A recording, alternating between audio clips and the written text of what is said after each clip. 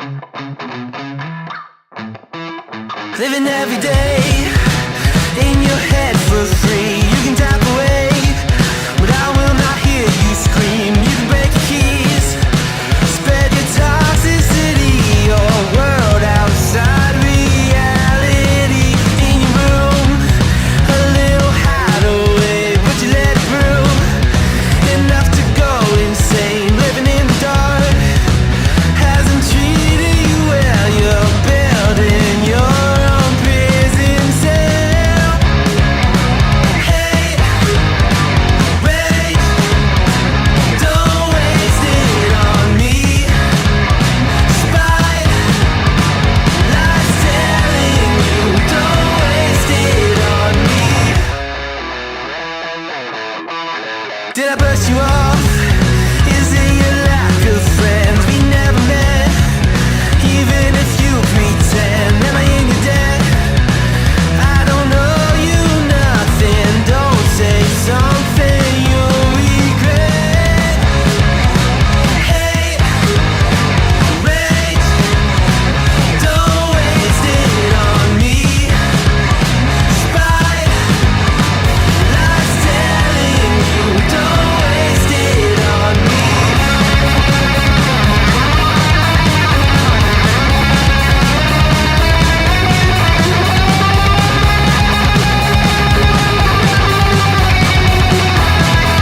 Hate, rage, don't waste it on me. Spite, lies telling you, don't waste it on me. Rage, don't waste it on me. Spite, lies telling you, don't waste it. I'm telling you, don't waste it. Lies telling you, don't waste it on me.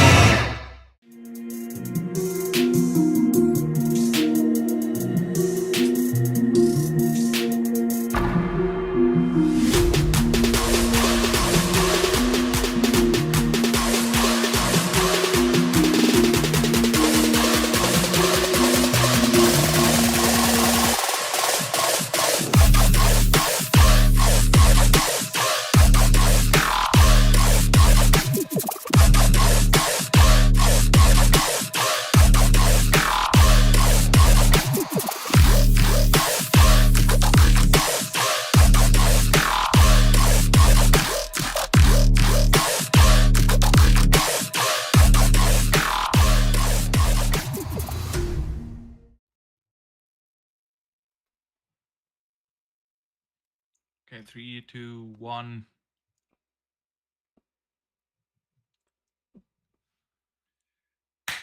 Hello, gamers from around the world. This is Boxenberger, the video game enthusiast from Germany, and I would like to welcome you to today's episode of the World of Gaming, your number one podcast. And and And we the have a midweek mix-up. co-stream. Exactamundo. It is We've swapped this week. because. Yeah, it is a little weird this week because, first of all, you are climbing a mountain tomorrow. I am. Yes, for charity. That's why we're not making fun, but it's gonna be hilarious to see anyway.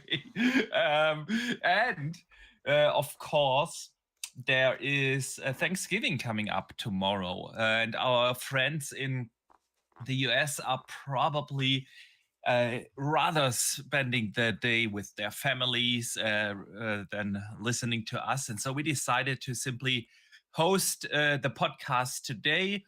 And since that takes up your usual slot for your show, Dutch, we just said, okay, let's co-stream because YouTube really doesn't like it if you don't have content every week. So that's why we're here on a Monday. On a Wednesday. Yeah. God, it would be awful. It would be. You've lost track of the days wait now. for the weekend. Yeah, man. Yeah, I'm so ready for a vacation. You know, I can't wait for the Christmas break. Honestly, I'm a little little exhausted from work. Yeah, honestly. we've got targets that we can if we achieve said revenue targets by set date, then we'll break up earlier. So we've got staggered. If we achieve it by the 8th, we break up on the 8th. If we don't, then the next to 15th. If we don't, the next to 20th. So we've got staggered. So I'm hoping for the earliest possible.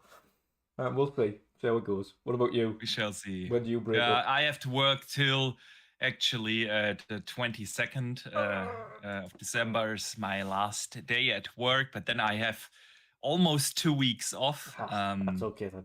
And that's a good thing, man. That's a good thing. But that's not why we're here, man. We use this podcast and especially the discussions with the community to distract ourselves, like probably a lot of us do, with gaming and with podcasts and content on different channels, to talk about something else rather than our work life. We have to do that every day anyway. So let me welcome our communities. Let's. A lot of awesome people are already showing up here in both chats, and that is fantastic. It is. Big welcome to you. And of course, a big welcome to everyone who listens after the fact, either here on YouTube or on the podcast services around the globe, Spotify, Apple Podcasts, Google Podcasts, wherever you're listening. Welcome to this week's World of Gaming. And I thought, Dutch, man, this is a little light news week. Very but light, then I put together actually the topics for today, and I realized, man, there's still plenty of awesome stuff to talk about. So we will definitely talk about the big discussion on the socials right now about console shares in Europe and how, in particular, Xbox is performing across Europe. We will talk about the estimated Xbox revenue for the next quarter and beyond. Then we will talk about the big lawsuit that Sony is actually facing in the UK now, which is quite massive. £5 billion, which is, if I did it right, it's around 7 point something US dollars, which is quite a lot because of too high game prices. And we will definitely discuss that. But the best news is there are so many news about some awesome games. We will talk about, of course, Wonder Woman. We will talk about Borderlands 4 and Tiny Tina's Wonderland 2. We will talk about Dragon's Dogma and KOTOR and so much more. Immortals of Avium. Yes. A lot of great stuff to discuss on the gaming side of fronts. Then we have news on the Switch 2 and GTA 6. Yes. So, man, and if that is not enough, we have a lot of backup topics and, of course, our awesome community questions. But first, of course, we want to talk about what we are playing currently, and we want to know from everyone in chat. And Dutch, we're doing something new here today. Yes. I decided, rather than just put on some gameplay that I decide, let our community decide what they want to watch. I got plenty of gameplay for Final Fantasy 16 and, of course, H4. Final Fantasy going on for my chaps. So your community is going to get a treat, whatever they decide. My community's getting Final Fantasy 16, so deal with it. There you go. Over my channel, you have the choice.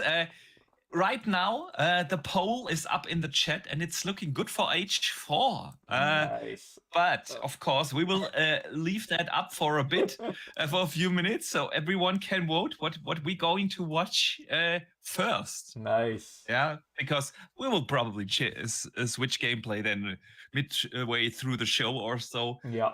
But so let us know in the chats, what have you guys been playing? And Dutch, what has kept you busy, man? Yes. So quickly before I get into that, quick shout out to Dave Ramos with a $5 super chat. Dave, that of course will be going to the charity fund.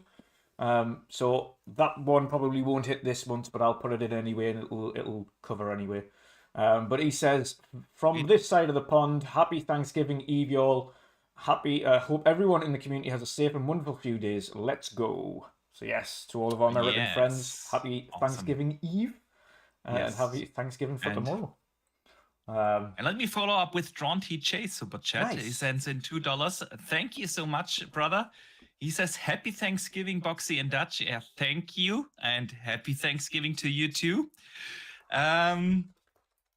So yeah, Yes. again, that's why we're here on Wednesday. It is. So everyone can celebrate tomorrow. But yeah, Dutch, what are you playing right now? Because I know we're playing something very similar. Yes, well, probably the same thing. Yeah, I'm playing probably, Final Fantasy probably. 16, and Yeah. I'm pleasantly surprised. Put it that way. I'm pleasantly surprised. I wasn't expecting. I didn't know whether or not I would like it as much because it was, and it is, a much more linear approach to Final Fantasy. It kind of reminds me of the linear kind of approach that they used for 13. 13.1 was fine for me. 13.2 started to get a bit iffy. 13.3 was terrible. But 13.1, Yeah. it was very linear in its approach, very in its story, and then it kind of opened up a smidge near the end. But it was more of a story-driven approach in that sense. It was more of an action RPG for Final Fantasy 13, even though it was still turn-based at that time. This one, on the other hand, is still a linear RPG, or a linear action RPG. Yeah. But it does have some open-ish areas that you can kind of go through. But the Some story areas is and- fantastic. I have to say that. I couldn't agree more. The story is couldn't absolutely. It agree looks very pretty. The story's fantastic, Mhm. and the set pieces, especially the bosses and the Akon battles, are a treat to watch.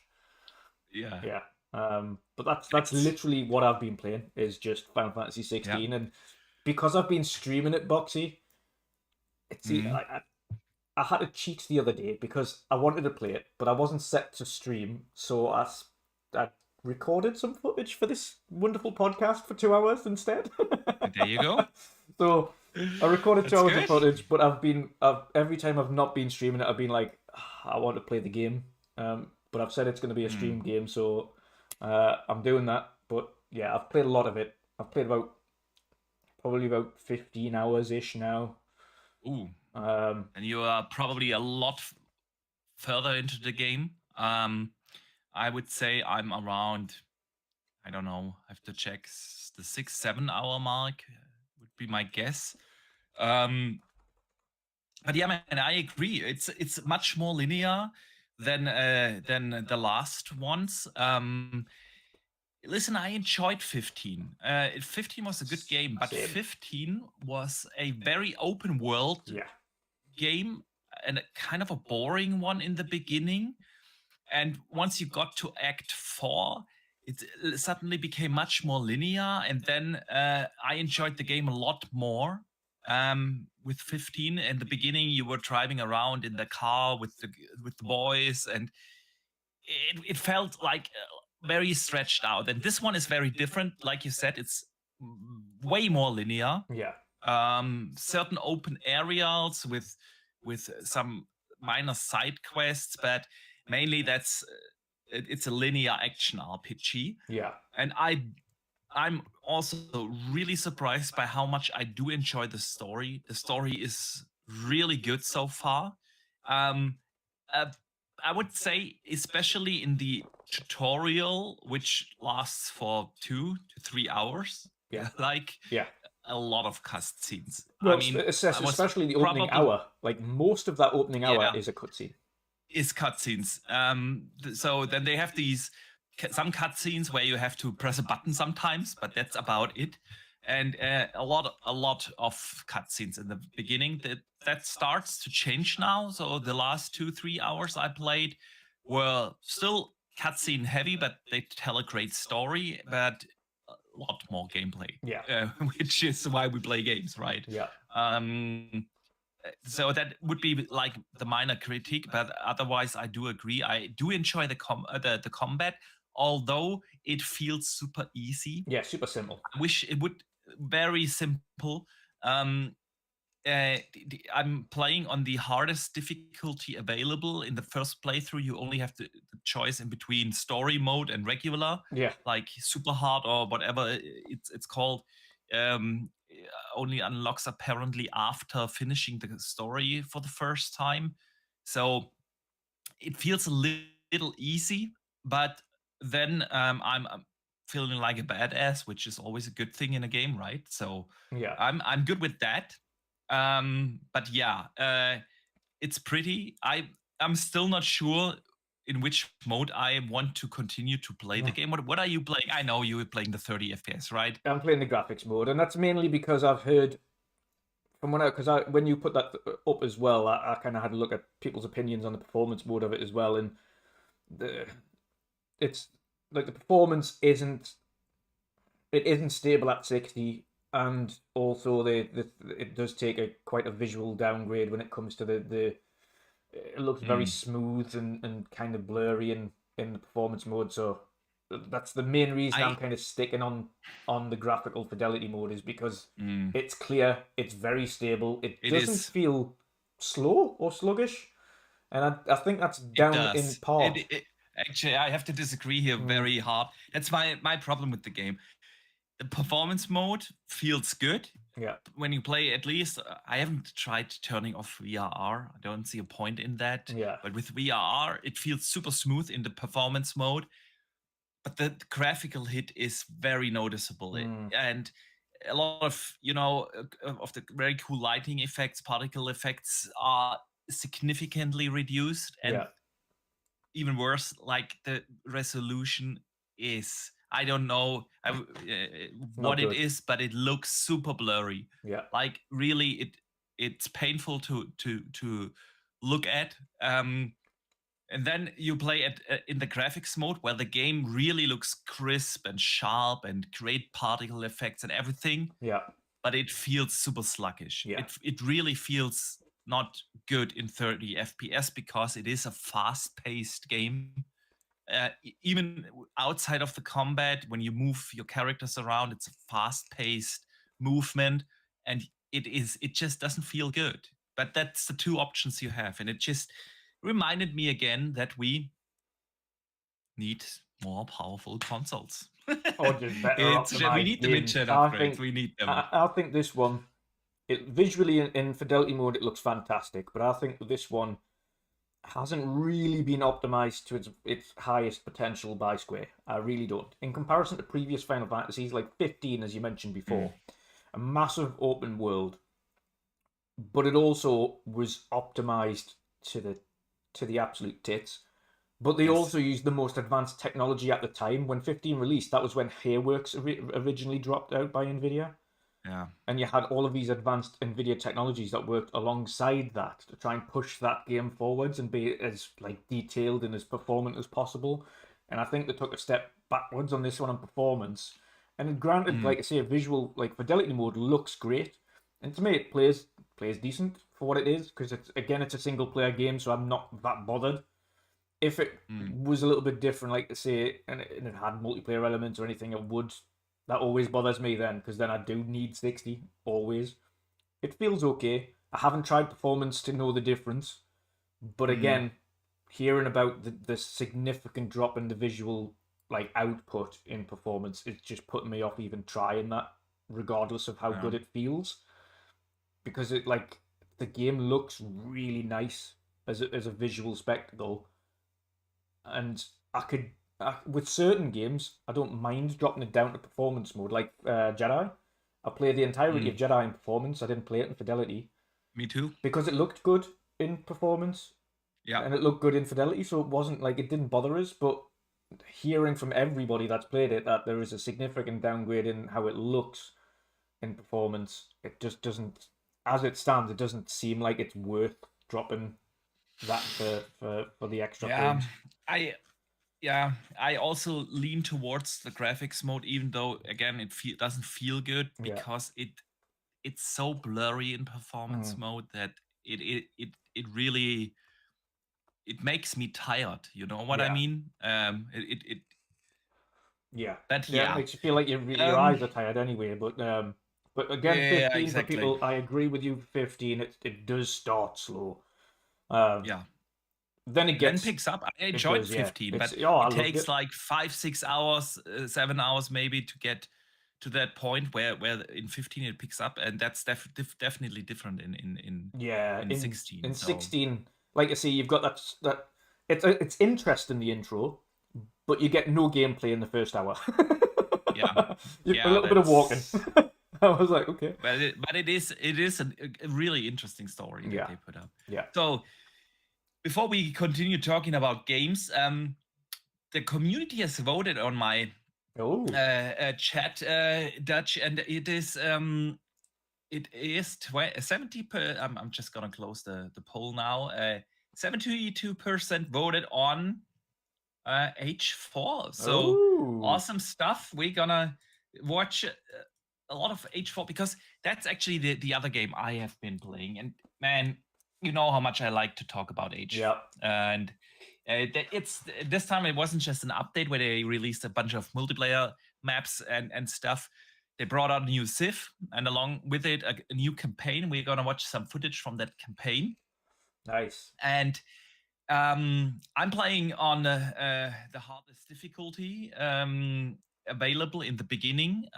There will be it's very similar. Like when you finish, there will open up another higher difficulty. But yeah, it's super challenging. And because for two reasons, of course, when you play on that difficulty, you really have to know your Civ, and I'm not really particularly familiar with the new um, Civs.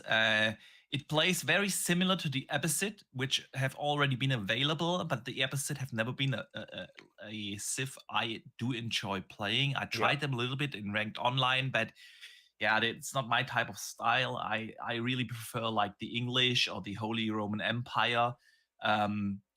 As civs to play in online multiplayers, and those play very very different. But the campaign is just so good, man. Really, it's like in the main game, just a fantastic campaign with so much variety in the mission design. For a strategy game, it's really not like the campaign is okay, you build your base, gather your resources, build up your army, then destroy the other opponent. They have like certain missions that remind me a little bit of Capture the Flag. Others, you get like you have to hold certain areas, and if you hold them, you get some extra units, and you can't build units on your own in your town center or whatever. Yeah, but you have to wait till they drop ship, and it's like super stressful. We're gonna see that mission right after the one we are watching right now, and honestly, this is just an incredible experience. And I was over my addiction. Yeah, Diablo broke my age for addiction.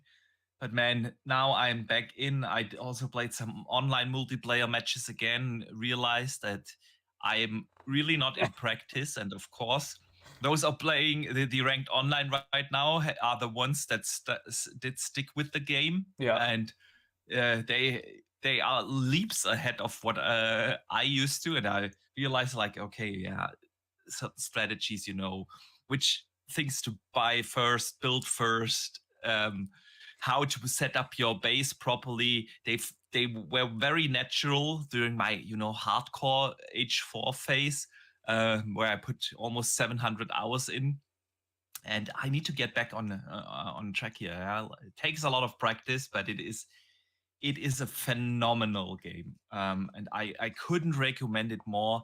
The Rise of the Sultans, the Sultan's Ascent, that's what it's called, is only $15, and it's worth every penny. H4 is just an insanely good experience, so highly recommend that. But yeah, let's see what our community has been playing. Hang on, I lost the chat. Well, Vinny in my community's started God of War Ragnarok for the first time, so he's doing very that. cool. Yeah. Then we also have let's have a look here. Fantosir was gifted by UK Dazarus, who was gifted Final Fantasy 16, so he's going to be starting that up tonight. I think he might even be starting it Nice. at some point during the podcast, so I hope he enjoys that and listening to the Geordie accents of the characters. I can't believe they're all from the Northeast. That's true. Yeah. I noticed. Dustin Lambert has been playing Wolong, Fallen Dynasty, Forza Motorsport, and Forza Horizon 5. Nice. Desi Baby is, of course, playing Final Fantasy 16. Ballantone is also playing H4. That is awesome. Tendo says the Japanese civilization is epic in H4 and add on. Oh yeah. They are very different from the Chinese, which by the way is also a great Civ to play.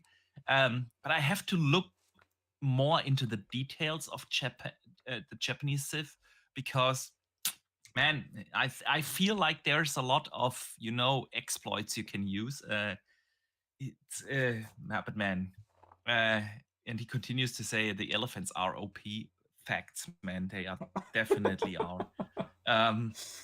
Drawn TJ has been playing Halo Infinite, Call of Duty Modern Warfare 3, and Ark Ascent, and Alan Wake 2. Quite the playlist, man. Do let us know in the chat. How do you like Ark Ascent? Because that just basically stealth dropped. That's the remake of the first one. Yeah. In the new engine, and in Unreal 5, and I always say Ark is the most weird game I have played, but then I only played it when it came to early access, and there was still the command box open in the windows, and there was zero introduction or tutorials. You were just thrown somewhere on an island, and then you had no idea what you're actually supposed to do, and it was a very weird experience. So Oscar Emilio Gonzalez is playing Halo Infinite, Pentiment, Death Star, and Halo again. Wow, people have got a lot going on. Yeah, man. Back from the dead. Usually in my I can't chat. play more than 2 games simultaneously. I know. It's like... See, I can do that at times, Boxy, but it's only when a game isn't engrossing me enough that I only want to play that. So when Hogwarts came out, I only wanted to play Hogwarts. When Final Fantasy 16 now, at the minute, I just want to play Final Fantasy 16. I'm still going to play through Cyberpunk and finish that, but I haven't yet. And I still need to start Elder Scrolls Online, but I haven't because I just want to play 16. But yeah, when I'm in that mode where a few things are juggling up, that's because one of them hasn't really got us to the point where I just want that one. But I'm usually the juggler. Back from the dead in my chat is just finished Destiny Season 2, Season of the Witch, waiting for the next season to start, and Diablo 4 Season of Blood has been really fun. Until 27th, you get 35% more XP and gold. Nice. So there we go. Nice. Ninja Squirrel has also been playing Halo Infinite multiplayer, DayZ, and NBA 2K. Nice.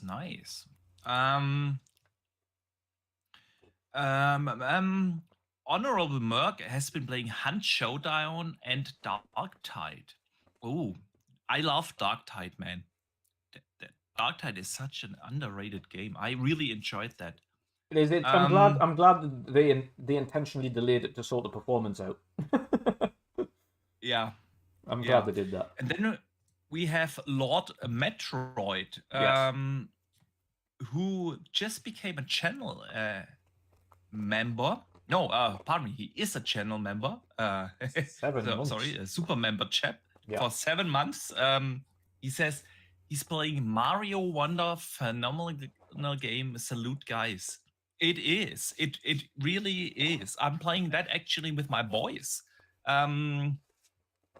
We tried co-op, but somehow the game is a lot more challenging in co-op. So now we just started to take turns. I let the boys play, and whenever they, are stuck, Daddy is trying to help out. But it is really, really a good and fun game.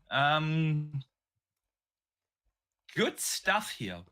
Good stuff. So, as always, Dutch, our community is playing a lot of cool things. I hope I didn't miss anyone. If so, I'm very sorry. Sometimes a little bit hard to keep up with the chat, but we do our best. But yeah, Dutch, let us get into some topics here today.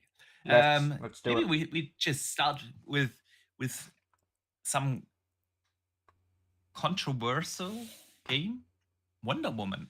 It was announced, or it wasn't really announced, earlier this week. We found out that Wonder Woman apparently is going to be a live service game because some developer on LinkedIn posted that they are looking for job roles, that of people that have experience with continued games, ongoing service games.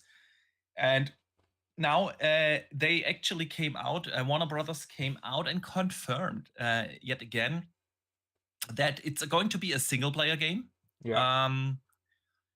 And of course they also reiterated a little bit on the game having the Nemesis system again, which first was introduced in the Shadow of Mordor and Shadow of War games, which I quite liked. It had its flaws, but it was a great idea, and I'm still wondering how they're going to implement that in Wonder Woman, because how they did it in the Shadow of War and Mordor games was simply okay. You can't just your ghost came back and bam. Yeah. But yeah, it's going to be interesting to see how they implement that. But are you glad that even after Warner Brothers announcing that they want to shift their focus of their entire IPs on service and ongoing games, that this is still a single player game, and not a live or gas game, like Suicide Squad, which is also coming out pretty soon. Yeah. How you feel about that, man? I'm glad. I'm glad. There's some weird industry kind of thing going on where everyone's trying to find the next big live service game, and I can understand why they want to, but I feel like half of them don't understand the requirements for it. Half of them think making a live service game is just being able to monetize.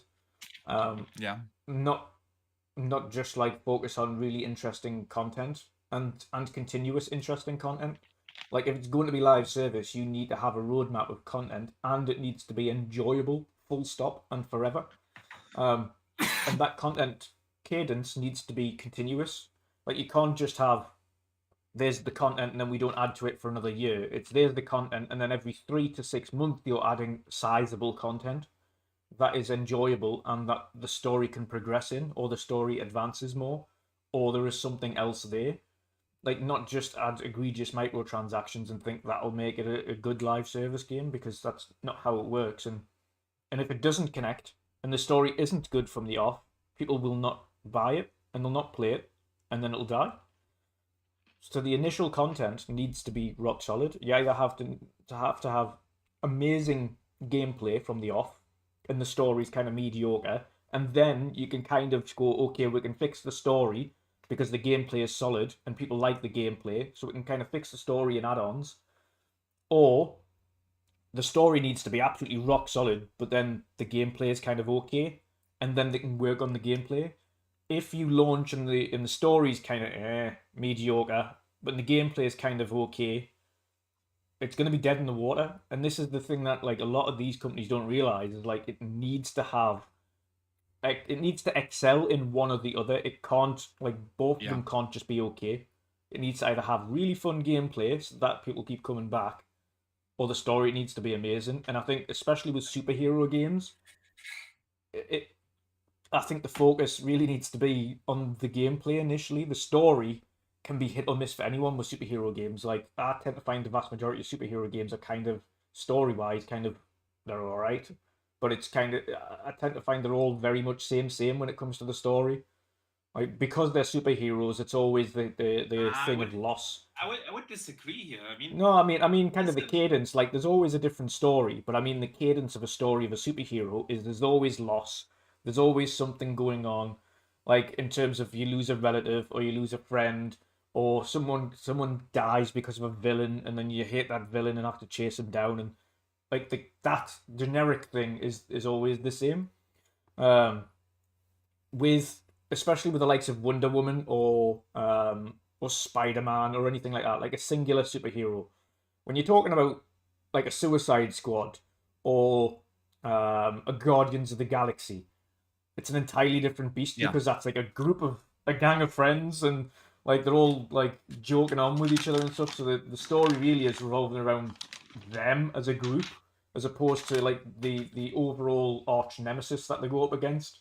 Because if you think about Guardians of the Galaxy, for instance, there was multiple kind of arch enemies throughout it, and then you got to the kind of big threat, the overall looming threat at the end. But really, the story was what was played on screen between the characters and the individual stories between them, which was how that worked. And I think Suicide Squad will be very similar. Like the stories really will be between these characters, and whether or not these characters that are on screen work with each other, and how well the acting is between that group of characters. The overarching threat in Suicide Squad, I don't think anybody's going to really care about. It could be the giant starfish from the second Suicide Squad movie. You know what I mean? But like you're not going to care about who it is. It's just taking down the target. Whereas in the likes of mm, Spidey or Wonder Woman, there's always a singular arch enemy that you kind of get to know. As you know in Spidey 1, who the enemy was all the way. Well, you didn't at the beginning, then you found out who the enemy was, and then you kind of go after that singular purpose, and there's like a story around that.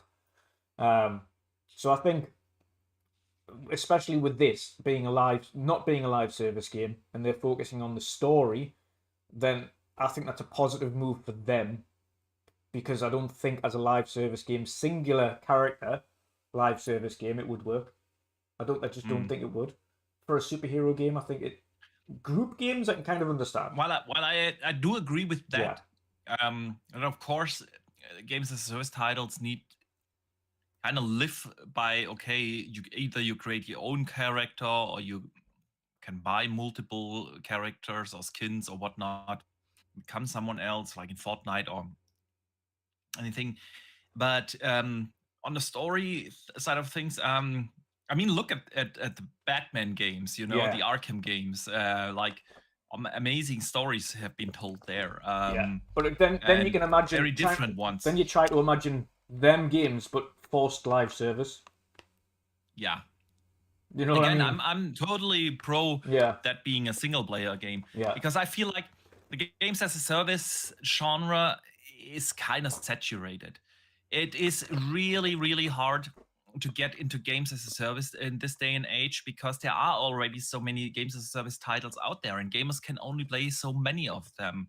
You don't play like 10 different games as a service titles. You usually choose one, yeah, and that's your go-to title. And then you have, of course, single player games also on the side. But you don't usually. I don't know anyone. Let us know in the chat if someone is playing like multiple games as a service titles on a regular basis. I feel like that's really hard to do, and that's why this market is so saturated. And people are just sick and tired of them. yeah, Um, and and so I do understand the it from a business perspective. You kind of don't want to just generate a little revenue after you launch the game in the first couple of weeks or months. You sell a bunch of units and then you don't have any income for the next 3 to 5 years until you release the next game. um, I do understand that, but then if you look at the most successful games over the last couple of years, like last year, yeah, Elden Ring, solely single player yeah, game. If you look at this year, the most successful game is of course Hogwarts Legacy, yeah, a single player game, yeah. There and the games as a service titles that have been successful over the last years were not the newly released ones, yeah. Again, it's like Call of Duty. I consider that uh, it's kind of a games as a service Yeah. title. I know actually Warzone is the games as a service version of it, but yeah, I think what we've if got to remember here, Boxy, as well is, and I think the companies need to remember, is the vast majority, and of course there's going to be outliers, there's going to be people that juggle a couple of them, but the vast majority of people, once they've got their game of a service game that they're into and play religiously, that's the game that they play religiously, and then they drop into other single player games around them. It's very rare you find people juggling several games as a service games at the same time. So it's even harder these days now, because to get someone's attention away from their game of a service game that they've already invested their time and energy into, they have to stand out and be something really magnificent to catch their attention and pull them away from a world that they already love. Yeah. And I think that's a hard And thing probably to do. already invested a lot of money in. Yeah. For people to move away from Fortnite, where they have spent hundreds of euros on V-Bucks and skins and stuff, and to just abandon that game to move over to the next one, that's incredibly challenging. And you can even tell that big companies that are very well known for like over monetizing games, like EA, Yeah. are slowly moving away from that approach. Yeah, with games like Star Wars Jedi Survivor and Fallen Order, and having those single player experiences, and they can still generate a lot of money. So yeah, I'm glad that apparently it looks like Warner Brothers was saying, yes, we do games as a service, probably having Suicide Squad in mind, and then also bringing out single player games like Wonder Woman. And I wonder when we will see something, because that game has been announced 2 years ago. Yeah. And they've been radio silent, and ever since Shadow of, was Mordor or War the second one? I think Shadow of War was the second one. Yeah. Yeah. It's been a while, like 7-8 years now. So yeah, I wonder what that studio has been cooking with Wonder Woman. Can't wait to see that, man. But yeah, let us move on to another topic. That actually Jess Corn, our friend, man, we have to invite him back on the show, by the way. Yeah. When there's better news, we'll get him on. Yeah. You want to have Jess on when there's actually bigger Xbox news, of course. Yeah. But he broke a story this week about the estimated Xbox revenue in the next quarter and beyond. And of course, now with ABK being part of Microsoft and the Xbox division, it looks like for the first time ever, Xbox is going to beat Sony to the third place, making them the second largest publisher in terms of revenue, behind Tencent. So yeah, man, what did you think of this? Does it really matter? Is big for Microsoft, or how do you feel about that, man? Yeah, I mean, it's kind of inevitable at this stage, because of course they've acquired one of the largest publishers in the world, if not the largest publisher in the world, and the revenues that they've got now are coming from all angles. So unlike Sony and unlike Nintendo, they now, because of the IPs that they have that are remaining multi-platform, such as Call of Duty, and then obviously you've got the mobile segment with King and Candy Crush and things like that. Obviously on the mobile segment, that means they encompass every Android device on the planet and all Apple devices on the planet. So they're covered there. Not only does the mobile segment apply there, but we know they've got Android stores on and Apple stores on PCs and Macs. So you can play the mobile games on there as well, if you want to. I don't know anybody that does, but it's possible. And some people might. So they've got a massive revenue stream coming from the mobile sector. They've now got massive revenue stream coming from third parties because of the likes of Call of Duty and World of Warcraft, etc., which is this recurring revenue service. Of course, now they get a slice of the pie for everything that's everything Call of Duty Rise on PlayStation, and in the future, a slice of the pie when Call of Duty jumps onto Nintendo, and then a slice of the pie when it's on Nvidia devices, and so on and so forth. So they've got it coming from everywhere. So it was inevitable that the revenue is going to increase tenfold for them, and I think it's like double the revenue that they've got now. Might even be more than that. But it's, you know, the deal. I mean, we've all joked about this. Realistically, Microsoft have already made up as a company.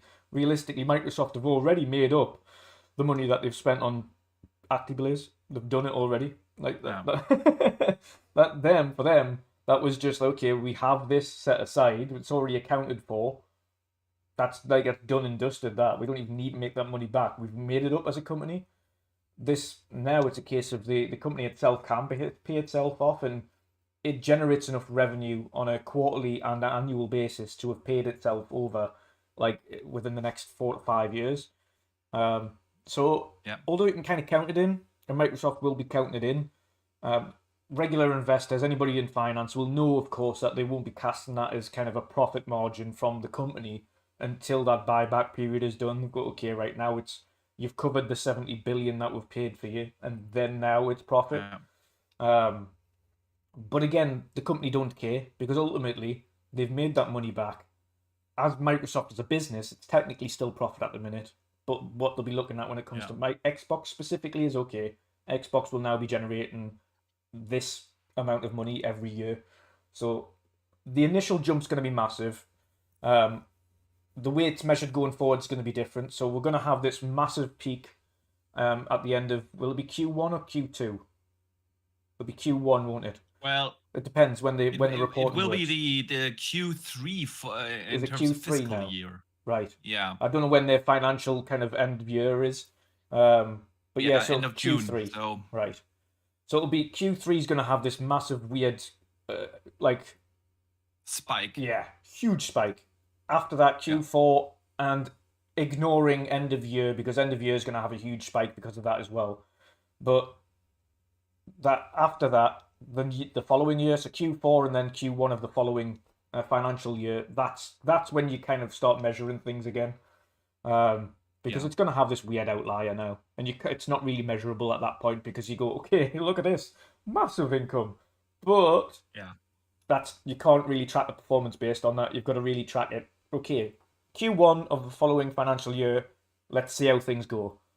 That's when you start targeting it. So it's good for Microsoft, but they expect it, and they'll be very much doing the same thing. They'll be saying, right, the actual targeting phase will be from Q1 of 23-24 financial year. Yeah, I mean, it really doesn't come that much of a surprise to me, because obviously you can just look at the revenue generated by ABK and add that on top of the Xbox existing revenue. It will be really interesting to see, though, what Microsoft as a company allows the Xbox division now to do. Obviously, the money for the 70 billion came out of the mother company, and now this is obviously seen as one of the biggest divisions within Microsoft, which is crazy to think about. When you look where they started 22 years ago, and obviously having such a higher income and revenue allows you to also do different kinds of investments, and it will be really interesting to see how Xbox is going to position themselves in which kind of segments are they going to invest. Are they trying to take the console market more serious again, what I consider like the core gaming segment, or are they doubling down on cloud? Is it going to be more on PC, or now with mobile? Because we know that the the Apple Store has to open up next year, and they still intend to launch their own mobile store Yeah. on iOS and Android respectively. But yeah, so it will be interesting to see where are they going to focus on, where are they going to invest now that they have that bigger income. Yeah, are they trying to grow in mobile? Are they trying to grow on consoles? Yeah. This is going to be a very interesting thing to see. We've got a question actually But that yeah. follows up on this one from Dave Ramos, who sends in a member chat, 11-month midweek mix-up berserker. And he says, you think Microsoft will use some of the revenue to secure more AAA games for Game Pass? I'll let you get that first, and then I'll give you my answer, because I've already got one. That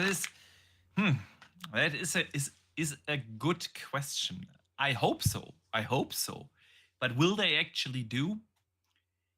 I'm not sure. I'm really not sure if they are going to invest that money to get like AAA third-party titles into Game Pass.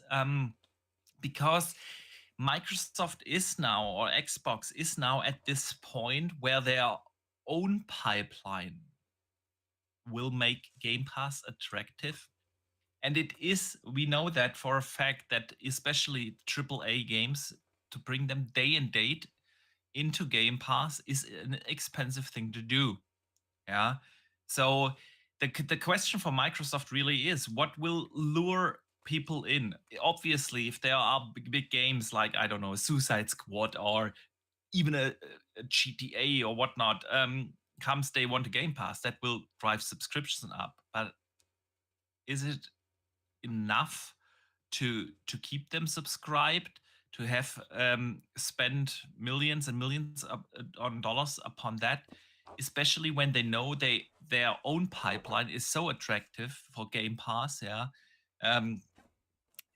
We've heard it now multiple times that they are at this point where we have this pipeline that we can expect a meaningful bigger game every quarter. We already know about Hellblade and About next year. Two others have yet to be revealed, because I don't think that Towerborn or even a flight sim is going to be considered as such. Yeah, and definitely not Ara History Untold, Untold, which is only going to come out on PC. So they will have two others ready for next year.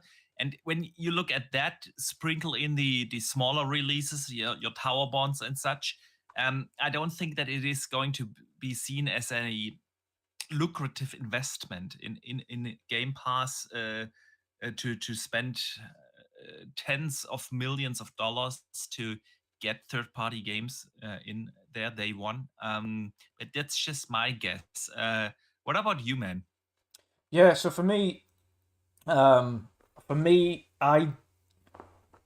pretty much on the same track as you. I think, apart from a few outliers, if there's big games to be had, they'll get them for Game Pass. But I think because they've intentionally positioned themselves into a place now where they've got enough studios, they've got giant publishers, they've got enough there as their own first party now to fill Game Pass tenfold with games, and significant games, both back catalogue and so on and so forth. I think outside of first party, which will be the main focus of dropping games in there day and date, like your Call of Duties and so on and so forth, outside of that, I think the focus then will be on the occasional AAA indie AAA third party. Maybe it's a Final Fantasy when that drops on Xbox. Maybe it's, like you say, a GTA if they want to spend the money on that. Those occasional ones, your MLBs and things will continue, I think, because they're popular. But I don't see them having or needing to really go out and just get any old AAA game on the service now because of the pipeline that they have. And I think they've done that. I still feel like we will see older AAA games. Yeah. I mean older, like 6 to 12 months or so. I still think we will see that. But just less day and date. I do think... Yeah, like not day and date. And I think that's because now you have to think as well, as you mentioned with the money aspect. they've invested so much in acquiring a huge first-party pipeline of studios to the point where they don't have to spend as much anymore on getting more content because they go, right, okay, we should have, on paper, with everything we know is being worked on by our own internal studios now, which is more than 40 AAA studios, right? Massive Yeah. pipeline of games. Each one of those studios has more than one project. Like, we know Undead Labs is currently just State of Decay, but there's a good chance that they've got something else that's in the initial and early stages being talked about and designed. And so, as every studio does, they always have something there. We know the likes of Ninja Theory have 2 or 3. We know Hellblade, we know Project Mora, and there was another little one. We know the Coalition has their next game plus another little project. We know 343's bound to be doing something else. We know, like, every studio has something. Machine Games has 2 games. We know Obsidian has 3 games. We like it goes on and on and on. So the pipeline of first party should theoretically, if everything is hitting in cadence, be more than enough for a large service like that to run without needing to invest too much in third party stuff. Like, when we say, as you mentioned, you still need some of those tasty nuggets from third parties that'll entice other people in. Call of Duty is a big one, because when you mention Call of Duty to people who don't know that Microsoft own them now, and you say, this will probably be one of the last years you'll have to buy a Call of Duty if you own Xbox, they go, what do you mean? Like, well, they own Activision now, so the chances are either next year or the following year, it'll be in Game Pass on day one, so you won't have to buy the game. And they go, whoa, really? Because a lot of people don't actually know. Yeah. Like, and unless they watch BBC News or an actual we'll get news to that channel. in a second, Yeah. man. Yeah. About people not knowing about Xbox, but we have breaking news actually on that. Yes. Sithal posted it in the chat about Black Ops, Call of Duty next year. Gordon just broke that on Winter Central. Call of Duty 24 is indeed Black Ops, and it's apparently set in the Gulf War in the early 90s. It is, yes. So, yeah, it will be super interesting to see if they will already be able to put Call of Duty Day and Date in Game Pass next year. Yeah. Because we hear different things. Obviously, we know that the contract with Sony is still running through 24. But then you never know what kind of deal they made when they finally offered it to PlayStation again to keep it for at least 10 years on the console. And maybe it's there was something attached to that. And judging by it as well, it isn't a remake of Black Ops. It is a new entry in the Black Ops series. So it's a new Black Ops. Yeah. Which is good. Which is good. Let's see if it'll be better received than this year's. I haven't played this year, so I can't really talk upon it. But yeah, we hear different things. But it apparently also broke records. Well, apparently, and again, I think the single players had massive mixed reviews. To the Call of Duty community, the multiplayer, however, is the best. And I've seen it on multiple occasions. The multiplayer aspect of it, outside of the fact that they've just reworked old maps, the gunplay and the way the feel and everything like that is the best that out of the series in the last 4 years or the 4 iterations. So it's returning to its good strides on the multiplayer aspect. So we're just gonna hope that the single player campaign is great in Black Ops. And again, that's what it was known for, Black Ops, more so the single player campaign than it was the multiplayer. Yeah. Remember Black Ops, was it 2 or 3 that didn't have a campaign? 3, I think. I think it was 3. I think it was 3, right? Yeah. So yeah. Interesting stuff here, man. Yeah, but let us move over a little bit to some news on because you mentioned it earlier. Yeah, people have to know about that stuff. Yes. Console sale numbers. We usually don't talk much about them because, well, who gives a shit. Yeah. But sometimes you do. Yeah. Yeah. Yeah, that's just what it is. But sometimes you do give a shit, especially when it strikes up in interesting conversations. Because there has been a report by GamesIndustry.biz about the recent console sales, and of course some game sales, like that Assassin's Creed across Europe was number one selling, number two was Spider-Man 2, and so on. Interesting stuff there, but actually, let's talk about console sales. In Europe, not including for some reason UK and Germany, but yeah, the rest of our continent here was almost the rest was included. So yeah, PS5 console sales went up 143% year-on-year basis. They also mentioned that it helped that the availability was higher over the last year, and especially in the last months, than when you compare it to last year's October and November. October, sorry, not November. And then Switch sales were down 20% year over year, which isn't too surprising. I mean, they're nearing the end of their generation and they've sold gangbusters numbers. And then the interesting part here is Xbox Series X and S is down minus 52% here in Europe. Yep. Which sets them on the track to being outsold at a ratio of almost 7-1, apparently, compared to PlayStation. And that you could argue 2022, they didn't have a good year, but this year was, especially the second half of the year, was really outstanding for Microsoft and Xbox. They had Starfield, they had Forza, they had other great releases in Gamepass, but still, they weren't able to sell the consoles across Europe. And I've seen so many different opinions and views on the socials. So we definitely want to discuss this here today with you, Dutch, and of course our community, because let us know in the chat, what do you think is the reason that that Microsoft really struggled in the console market here across Europe? I have so many thoughts on this, Dutch. So where do you stand with this? Easy. They just do not market the consoles. Yeah. You don't know. The vast majority of Europe definitely don't know, one part. Yeah, the vast majority of Europe don't really know that the Xbox exists, and they don't care. It's not they still don't make it as a desirable brand.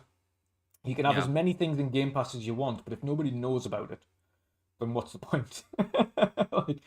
You have to shout it from the rooftops. You have to make that brand really desirable, and they just don't do that. Like, if you, as much as we hate the likes of Apple and so on and so forth, the one thing Apple and Sony do well is make that brand look desirable. They make it look like it's something you need. Xbox don't make Xbox look like something somebody needs or wants in their home. They're just like, on Xbox, here's Game Pass. Like, but what is a Game Pass and what is an Xbox? Like, what do these things do and what can I play on it? They don't tell you what you can play on it. They just show you like a quick snippet of Flight Sim and a Gears and a Halo, but you don't see really anything about it. They don't have these big. We've mentioned it before. They don't have these big cinematic trailers for the games that appeal to the casuals, because essentially marketing isn't for the hardcore, because the hardcore know what is happening at all points for every console. You're not marketing to the hardcore. You don't need to. The hardcore will market for themselves, or they'll market between each other. You need to market your console to the casuals. You need to market to the mothers, the fathers, the kids. You need to market to the TikTok communities. You need to market to the grandparents and the parents. You need to market to somebody that doesn't usually pick up consoles. You need to essentially be like, make it look fancy. You need to dumb it down and tell them what they'll be playing, show them what the console is. They don't do any of that. Like they market it as if they're marketing it to me or Boxy. They're like, this is an Xbox, and here's some Game Pass, and you get this for 3 months. And we're like, cool, Game Pass 3 months. This is the price. That's a good deal. Nobody knows what those things are outside of us, and unless we tell people. Oh, by the way, Game Pass has technically over. They can't say more than 100 because every section's different. Asia, Europe, so on. Yeah. So you technically in the UK, for instance, have over 300 to 500 games on the service that you play at no additional cost, and this is the price every month. And you can also, if you pay that price, play it on PC if you've got a good enough PC, mobile via the cloud, or on console, and you can play them interlinked. And like, look at all of these games that you can play on it. Like, unless we go out and tell people this ourselves, nobody knows. They just don't market it. Like if it wasn't for the fact that Activision knew how to market themselves for Call of Duty everywhere, like Microsoft wouldn't be able to market that thing properly. So I think we'll just leave them to it. It's the same with Activision Blizzard. Like sorry, not Activision Blizzard, with Bethesda. They can market their own games. They're capable of it. They know how to generate that stuff. So leave them to it. What Xbox need to do is take a leaf out of Activision and Bethesda's books on how to market. Are we going to increase the marketing for this? And how, as a collective, are we going to make sure that people know what Xbox is, not only as a brand but as a console? And again, we know that their focus isn't solely on console now. We know this. They've said it. They've stipulated it many times. But that is where it's so true. That is where it started. So they still have to. Because ultimately, if you're saying, like, if anyone says Apple, ultimately, one thing that they say straight away is, and if you mention Apple, it's either MacBook or iPhone. MacBook or iPhone. And everyone knows what a MacBook and an iPhone is. They know that. If you mention computer, the vast majority of casuals will go, oh, I've got a MacBook. They don't know what kind of MacBook, they just know they have a MacBook. Same for the phone. They'll all know what the phone is because every one of them's like, oh, I want the new 15 Pro or the 15 Plus or so on and so forth. Like, they'll know those because it's drilled into them by everybody else because it's attractive. It's an attractive brand. Microsoft doesn't have that. Like, but Microsoft has never been an attractive brand. So they don't know how to be. They don't. They need to try and take some techniques. I don't know whether or not they need to get marketing consultants in from Apple and from all of these fancy places. They need to invest in marketing guys that are really good at making the mundane look great. That's what they need to do. Yeah, you definitely hit the nail on the head with the marketing.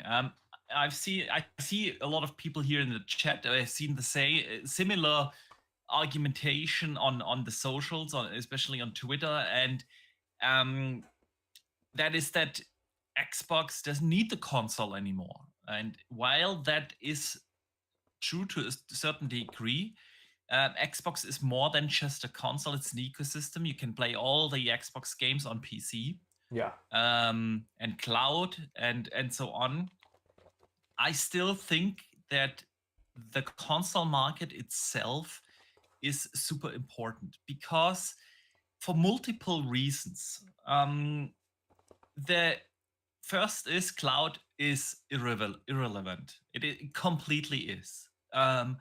Cloud is something that the hardcores do use, some of them. We've learned about this during the ABK trial in the UK. Yeah, less than 5,000 people in the UK play cloud. That's why they were so quick in selling off the streaming rights to Ubisoft when the whole thing went down with the CMA. But because it is an irrelevant market, there might be a few hardcore fans that already own Xbox consoles or PC and everything. And I get through Gamepass that, and I can also play my game on the phone or tablet or whatnot. But it really isn't a market and an option for the audience that you want to actually target. Not right now, and I don't think it will be for a long time, honestly. And then there's PC, which is the other big thing where you can play Xbox and why you don't need an Xbox console. Then the thing is, yes, they have been growing on PC a little bit. You could argue over the last year, definitely bigger than on console, because they have already saturated the Game Pass subscriptions on the small installed base of consoles that they have. Yeah. So of course the growth potential on PC is stronger, but then PC is really owned by Steam. PC gaming is Steam, and yeah, they bring their games to Steam. Yeah, you can play a Starfield on Steam and whatnot, but not with the subscription service. Yeah. Yeah, Game Pass isn't on Steam, so the importance in brand awareness is just not there, at least not here in Europe. And I still believe it's an important thing, because the console market is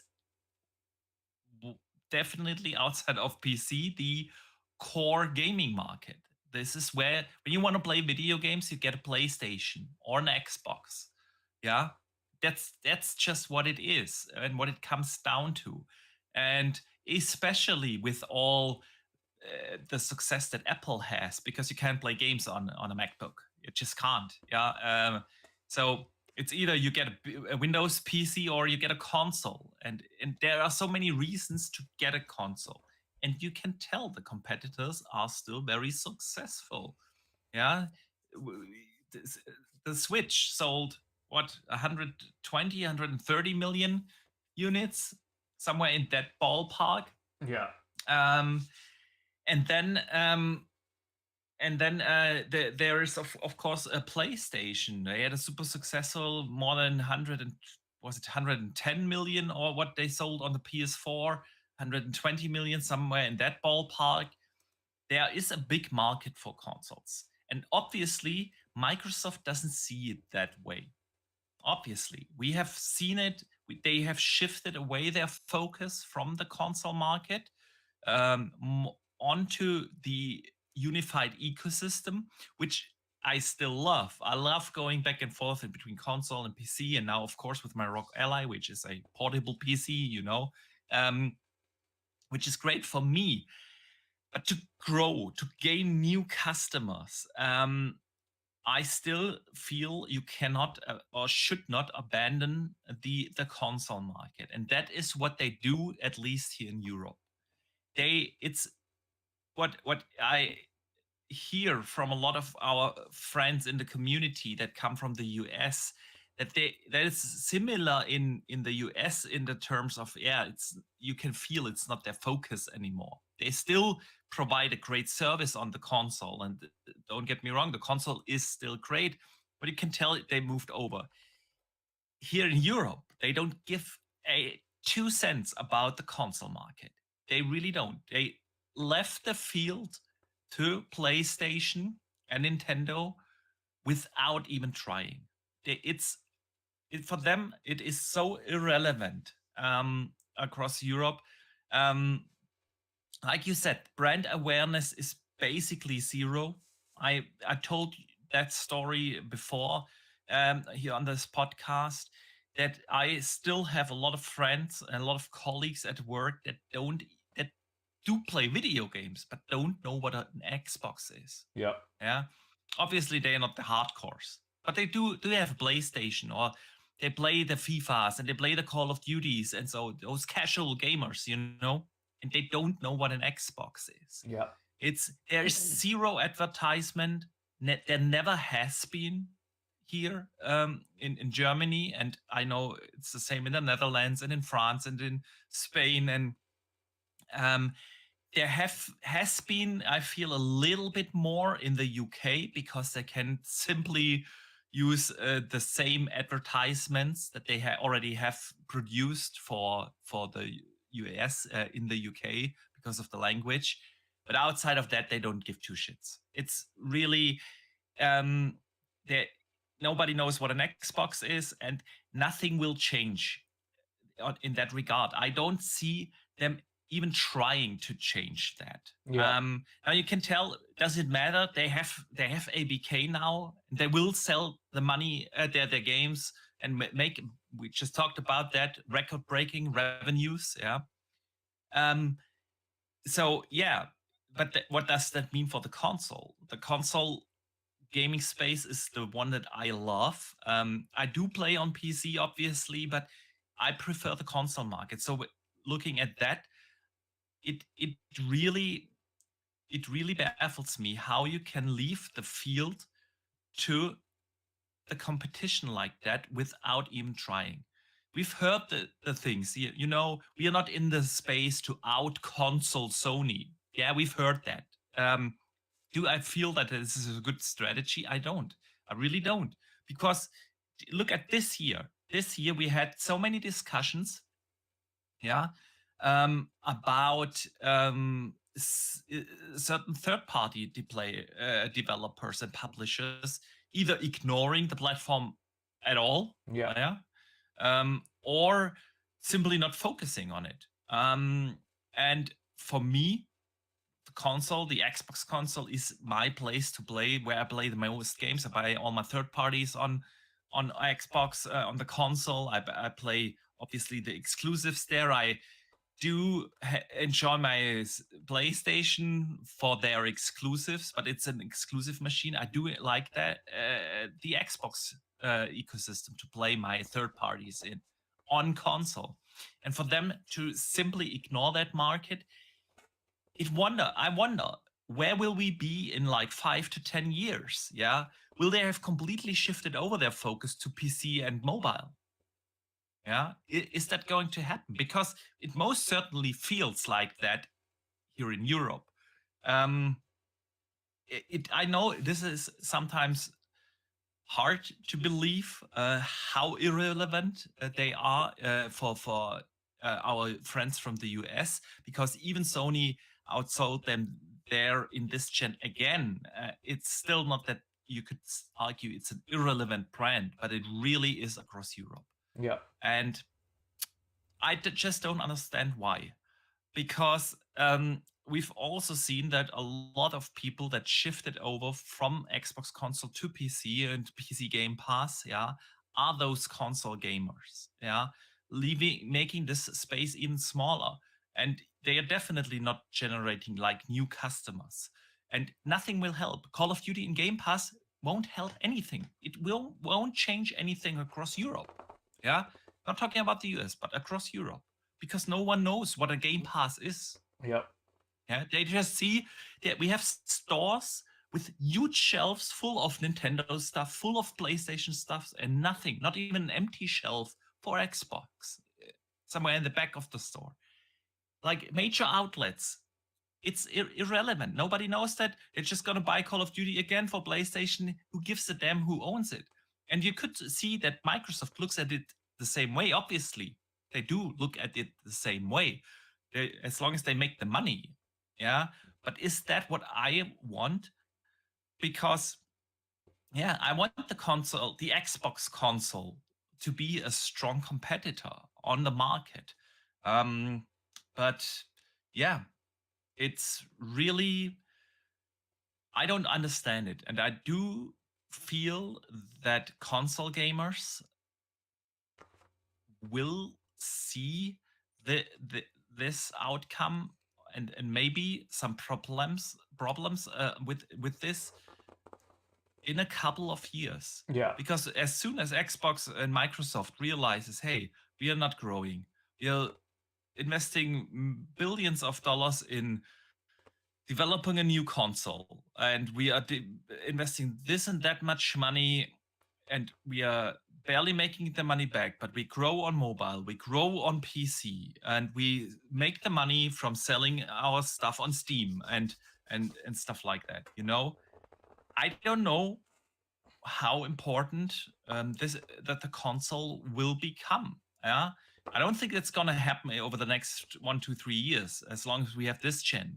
But as soon as we go into the next gen, I still hope that the console business is still a focus topic for them. But yeah, losing like that in the second biggest gaming market in the world, which is Europe, yeah, I don't think it's good. I don't think it's good for the Xbox division. Yeah. But yeah, anything you want to add there, man? No, I think we've covered it. Yeah, I think they just Yeah. need to. I think they need to recenter and refocus, to be honest, and not forget the core crowd. Yeah. Indeed. Indeed. All right. Let us talk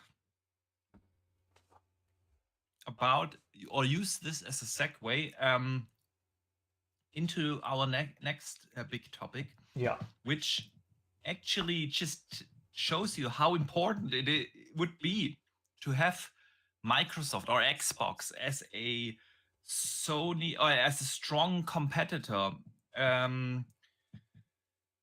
in Europe, because, well, you have to bear with me here a little bit because I want to get this right. Sony is set to face a class action lawsuit over PlayStation Store prices. It's a £5 billion, which is 7.9 billion US dollars. Yeah. Because, well, they kind of ripped off consumers. I want to read from an article that I found on Video Games Chronicles on that.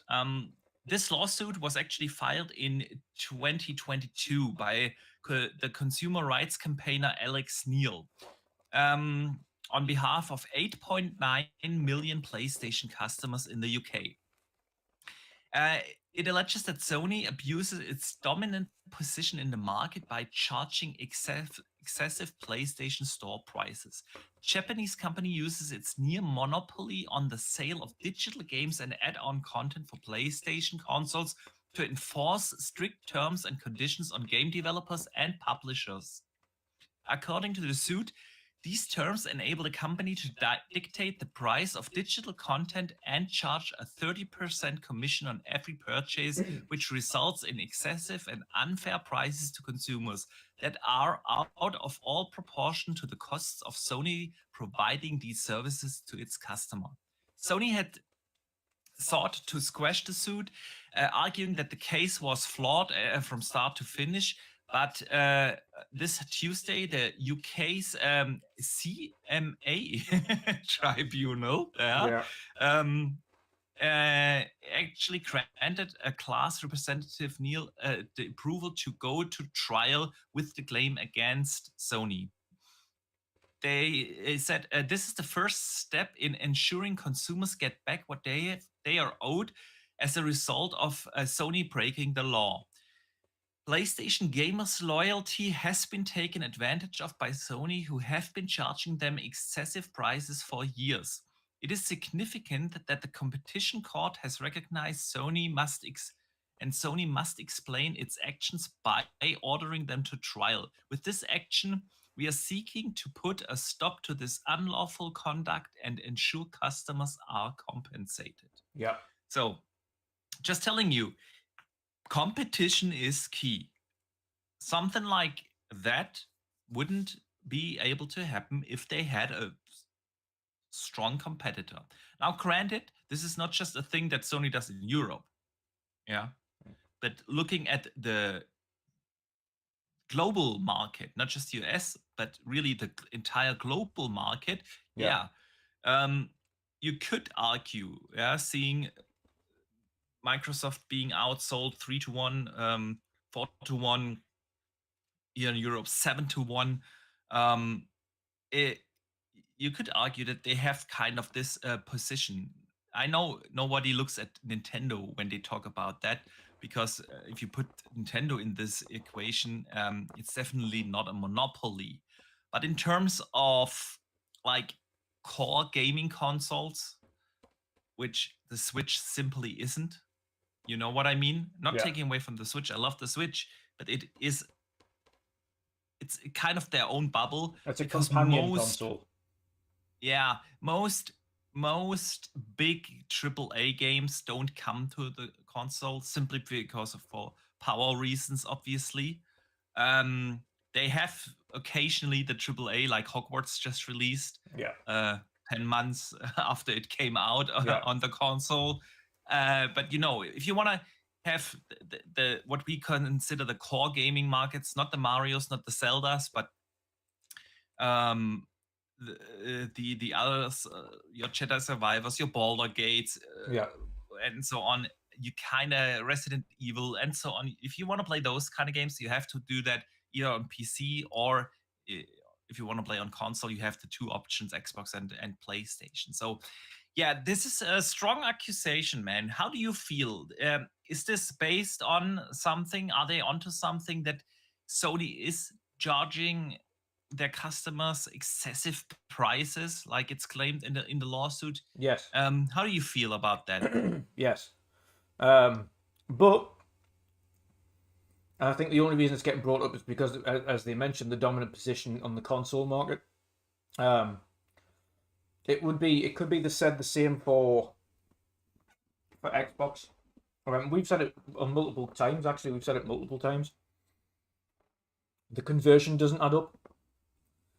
For an Xbox gamer or a PlayStation gamer in the US, $70 is not £70. £70. If we were to convert that correctly from £70 into $70, bearing in mind you don't add the tax on the PlayStation Store, that is as is. So when you're paying $70, it's $70. You don't then add the tax on in the US. You're just paying the $70 that's advertised. In the UK, it's £70. Now, if you were to convert that into dollars, it's closer to $90 for a game. It's a significant disparity, which means the actual conversion, there's one aspect of it, the actual conversion of a $70 game would be closer to 50-something pounds, or 50-something euros each. So the conversion isn't right, first of all. Secondary, a number of years back, PlayStation decided to remove all digital download cards from every store, and you can no longer buy digital cards or digital codes for games outside of PlayStation. So the only, even on CD keys, if you have a look now, the only games available on there are ones that came in bundle consoles, so consoles that came with digital codes. So you've got Spider-Man, you've got God of War, and you've got, I think, one other that's available on CD keys for a digital code for PlayStation. And that's only because they were parts of bundles with consoles. If they hadn't released those digital codes for those consoles, there wouldn't be codes available at all on the internet for those games, because PlayStation hate, and right now they've just stopped sending digital codes for games to retailers. You can go to the vast majority of game retailers as it stands, and if you want to get a digital code for an Xbox game, if you can find a shop that sells Xbox in the first place, you're able to go out and buy a digital code for an Xbox game, or you can look online on any storefront, and there's digital codes for any Xbox game available. So the market is open. If another retailer wants to sell the code cheaper elsewhere, which is what we use CD keys for and other similar stores, then you can find a cheaper digital code elsewhere and not just on Xbox.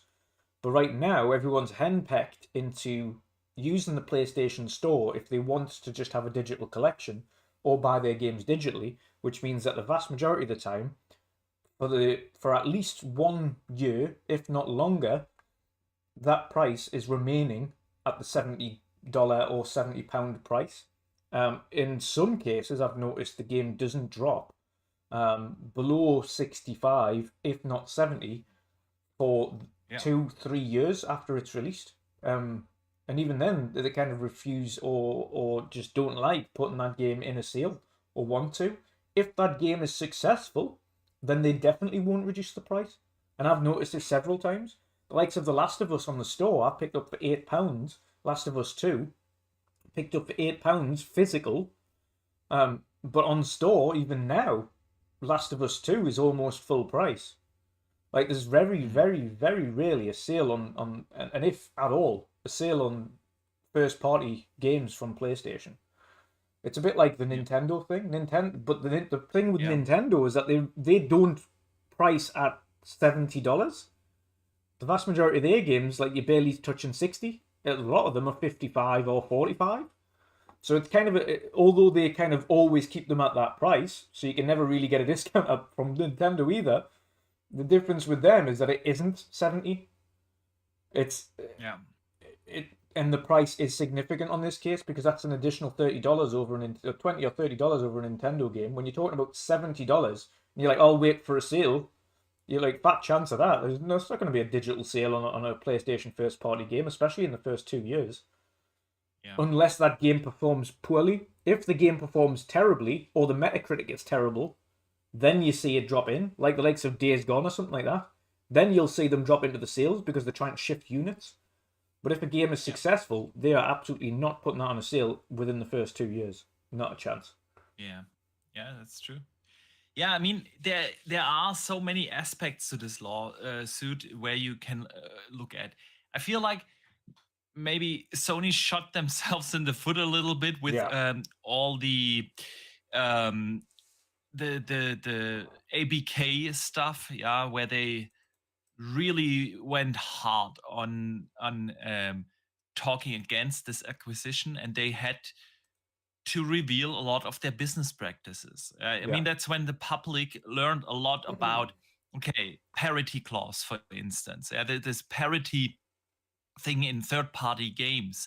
We also learned that basically Microsoft was being forced, like, to reduce the cut they provide to Call of Duty to keep it on even on the platform. So these kind of practices really feel anti-consumer, and definitely not something that looks to me like, okay, that's fair business practices. That's the one aspect, because in the lawsuit they literally said it's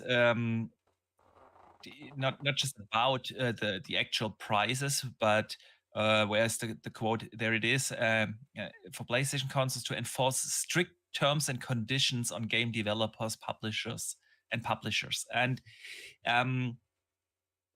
these are just the things we know publicly about. You really can tell that there are probably other things there in there as well. The fact that money had a lot of third-party stuff is also something. I know everyone does it, but it's different there. They were also the first ones to raise game prices. We talked about that. You just mentioned a very good point about them not having sales, but also the fact that there is no other way to purchase digital games for PlayStation other than the PlayStation Store. No keys available for any other digital distributor. That's definitely something. And I said this a few months ago on the podcast, that a lot of the things that Sony does this generation feel like, okay, they are trying to squeeze everything out of me as a customer. Yeah. If we talk about value for the money, I don't feel that Sony is doing the same job like Microsoft does. When I buy an Xbox first-party game, I get it on PC as well. I get additional value to that price tag. I get play anywhere. I get free cloud saves. I get this stuff. Then there's obviously the argument being made about what does the subscription service provide, and it's really not hard to argue that Gamepass simply provides the better value for the buck there. And yes, Nintendo is always a little different, but they are, again, not that big of a third-party console. That's they have their closer ecosystem and fan base and everything. And Yeah, a lot of the things that Sony did this gen, as good as their first party release cadence was in the first 2 or 3 years now of the console cycle, yeah, providing value to the customer is not their strong suit. It really doesn't feel like that on PlayStation. Yeah. And now seeing this lawsuit, I think this is culminates just a couple of things. And whether this is legally found or based on a proper case, because I've seen a lot of people argue about that. Well, this isn't based on anything. If there wasn't something to this, the CMA wouldn't have allowed it to go to trial. Yeah, that's a clear statement. Okay, at least Sony has to explain themselves in front of a court. And at the end of the day, I feel like this can only be beneficial for consumers, and that's what I'm always pro upon. Yeah, Yeah. I mean, it's nothing that Sony does alone. Whether you talk Xbox or whether you do talk Nintendo, if you want to publish a third-party game on Xbox also takes their cut, and it's not the case that this is particularly cheaper for most third-party publishers. At least the numbers that we know, it's always somewhere in the ballpark in between 20 to 30%. That is the cut. That is basically the console business. It's always been like that. That's where a platform holder makes their money off. If you want to publish your game on the platform holder takes the cut. That's the business model of a console. Yeah. So you could argue in that way. So what's the foundation? What is Sony doing differently? And I think it's this whole thing about Xbox trying to provide extra value additionally through Play Anywhere, through the unified ecosystem, through cloud being available for free, and so on. Plus the fact that they were the ones that raised the game prices. And now you could argue, okay, 2 years later, Xbox did the same, but you get still the possibility to play all those games for a cheaper entry price point thanks to Game Pass, because those games actually come to Game Pass, which you don't on PlayStation. So it just doesn't have the same impact on the customer. Yeah. And yeah, what do you think, man? Is this going to be? Is there something legally that you can attack? Because I definitely feel like things like parity, demanding parity on consoles, or not allowing games to come onto other platforms for a certain time, or in other subscription services and so on, is something Sony wouldn't be able to do if they wouldn't have the market share of 7-1 in Europe. It just wouldn't be. Yeah, I agree. It's down to competition. It's because they've already got the foothold where they are. Quick shout out to Junk Mail for the €10 super chat as well. Great show as always. Keep up the good work. Thank you very much. Thank you. Yeah, it's because they have such a strong foothold in Europe and in the UK that they're able to do that. And I think, and again, this is for both platform holders, by the way, when it comes to digital content, price parity needs to be key. And as it stands right now, there isn't price parity between the US and the rest of the world. There just isn't when it comes to digital content. The US are paying, like I say, $70, which isn't the equivalent of £70. Like, reversing that, 70 is almost $90, if not more than $90. Quickly Google the difference there, but yeah, I think it's primarily down. Personally, I think it's primarily down to their strong foothold. Strong foothold in there. So it's $87, $87.45 is what we pay for a game in comparison. Now, if you're swapping that around and you're doing $70, it's actually £56 we should be paying for a game. Yeah. So the difference is obvious, and so there isn't price parity between the different sections. So I can understand the lawsuit in the UK because it is ultimately down to the fact that, as they're saying, on a pricing point, there is no competition when it comes to digital content because they've removed that competition from every physical store and digital store. You can't get any digital games for Sony outside of Sony's PlayStation Store. You can't. Yeah. Both in a physical manner or in a digital manner. No online store, including Amazon, has PlayStation codes other than top-up funds. So yeah, there is no competition there. And that is Sony's choice. Sony have chosen to not distribute digital codes.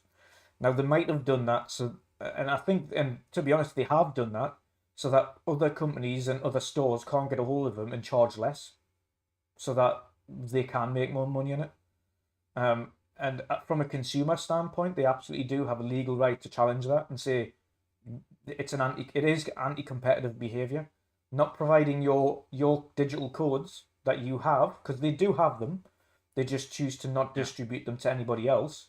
We know that they have them because they distribute them with physical consoles. So they still generate codes. They send out digital codes to content creators and press. So we know that they get keys and digital codes for press. What they don't do is send out those digital codes to retailers, either online stores or physical stores. So it is anti-competitive behavior. And it's anti-consumer behavior as well, because the consumer is not getting the best price that's available, because Sony are henpecking the market into an avenue that is only beneficial for them and not the consumer. So from a standpoint of law, they absolutely have a chance. Yeah, it's a strange one to say, but when it's considering this guy's taking it up on behalf of the entirety of the consumer base in the PlayStation consumer base in the UK, it has a very good chance. And no doubt he's probably raised a petition or something that's similar to target a vast majority of those PlayStation consumers in the UK in order to get actual physical numbers to take to court as a legal battle. Otherwise, he wouldn't have in the first place. Yeah, that's so true. So yeah, man, it's going to be interesting to see how this will turn out. And if I don't think they will be able to achieve like real cheaper prices, but I do hope that we remove some of the weird stuff out of the contracts.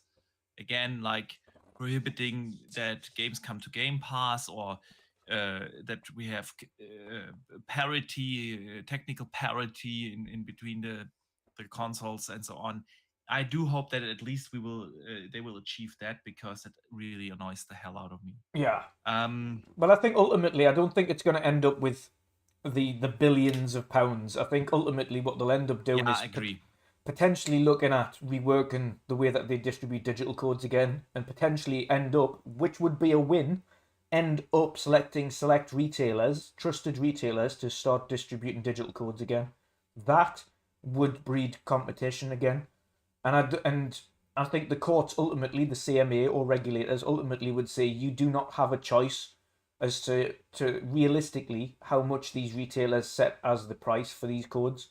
If they want to charge 70, then they'll charge 70. If they, however, choose to charge 60 or 65 for these codes, then they can do so. That isn't on you. Like, your margins might still be the same, or the court might say you have to reduce your margins for physical codes or retailers in order for them to be able to sell these products to consumers at a more consumer-friendly price. But I think that'll be the avenue it'll go down. It'll be around the amending the competition aspect of it, as opposed to the fine. I don't think the fine will be successful, but I think altering the behavior of the company potentially could be successful. Agree. So yeah, let's hope that something positive for consumers comes out of this. At least it is good to see that there's some attention on the fact that Sony has a very strong position in the console market, and that it needs to be looked upon. I think that is the true good thing that comes out of this, and we hope that something beneficial for us consumers comes out. So, but yeah, man, let us move on to to some actual game news, man. Something really cool. Well, I wouldn't say leaked. Appeared online. Mhm. And that is again through some mentionings of a couple of LinkedIn profiles that Gearbox is actually working on Borderlands 4 and Tiny Tina Wonderlands 2. How do you feel about this? Does this come as a surprise? And what do you expect from those games? I don't know how I feel about the Borderlands franchise anymore, to be honest. I don't know, because Why? 3 was okay. It was okay, but it wasn't great. It was super Tiny fun. Tina's, however, was great. It was a good idea. Yeah. It was a nice little freshen up of the franchise. There was a nice little expansion that kind of diverted away from it. But kept what was great about the franchise there as well. It was a nice little like story add-on, shall we say, where it's like she's having these mad Dungeons and Dragons-esque thing where she's narrating it all, and she's like, and this happened, and then this happened, Yeah. and that was cool. But I think Borderlands 3, it's a Marmite game. I think I remember fondly Borderlands 2, loved Borderlands 2, and loved Borderlands 1, but Borderlands 3, I've got it. It didn't catch us. It really didn't. The break might have done them well, because it's been a while since Borderlands 3 was out. When did that actually release? It was a couple of years ago now, at least. I would guess 2019, so it's 4 years already. 4 years. 4 years already. It feels longer. It does feel longer, honestly. Yeah. December 19th. Did enjoy Yeah, December 19th, 2019. I really did enjoy Borderlands 3. Yeah. I just feel like a lot of people hoped for better or more end game content, and I personally never played Borderlands for the end game. I played through the story, enjoyed that, and then just moved on. And if you look at it like that, it took me, I would have to look it up, I don't know, but I would guess at least 25 hours or so, 20 to 25 hours, somewhere in that ballpark, to beat the campaign, do some side quests and everything, and then I had a blast for 25 hours. Yeah. The shooting felt good. Some of the story characters were not as hilarious as in the first two. I gotta give it that. But other than that, I really do enjoy the Borderlands series. It's Diablo as a shooter, just very colorful with a special humor. Yeah. So I also really enjoyed Tiny Tina. Was a fun game, again, just for the story. Never really played the end game content there, but that came as a surprise to me. I didn't expect much from Tiny Tina, and that's why I didn't buy it at launch directly. Then there was this empty try streak over the summer last year in 2022, where we had like 4 or 5 months of barely anything coming out outside of a few indies. So I bought it and I thoroughly enjoyed it. So I was actually excited to see that. Otherwise, I wouldn't have put it in the topics here today. But Tiny Tina was a fun thing, and apparently both are getting a sequel now. Borderlands 4 is in the making. But yeah, I feel like it'll be a while till we hear something from either of the two. Tiny Tina was a 2022 game, so no way that we will hear or see anything of Tiny Tina 2 No, not in for the a while. next 2 or 3 years. Hopefully anyway. If it's any quicker than that, then I'd fear for it. I mean, it's, I've seen a lot of people online, I've seen a few people online speculating. I mean, that's what always happens right in front of a bigger showcase. Yeah. And with the Game Awards, really not being about the awards, but about announcements and trailers. Yeah. Obviously, every tiny bit you see in terms of game announcements or rumors or leaks automatically leads to speculation. Will it be at the Game Awards? Yeah.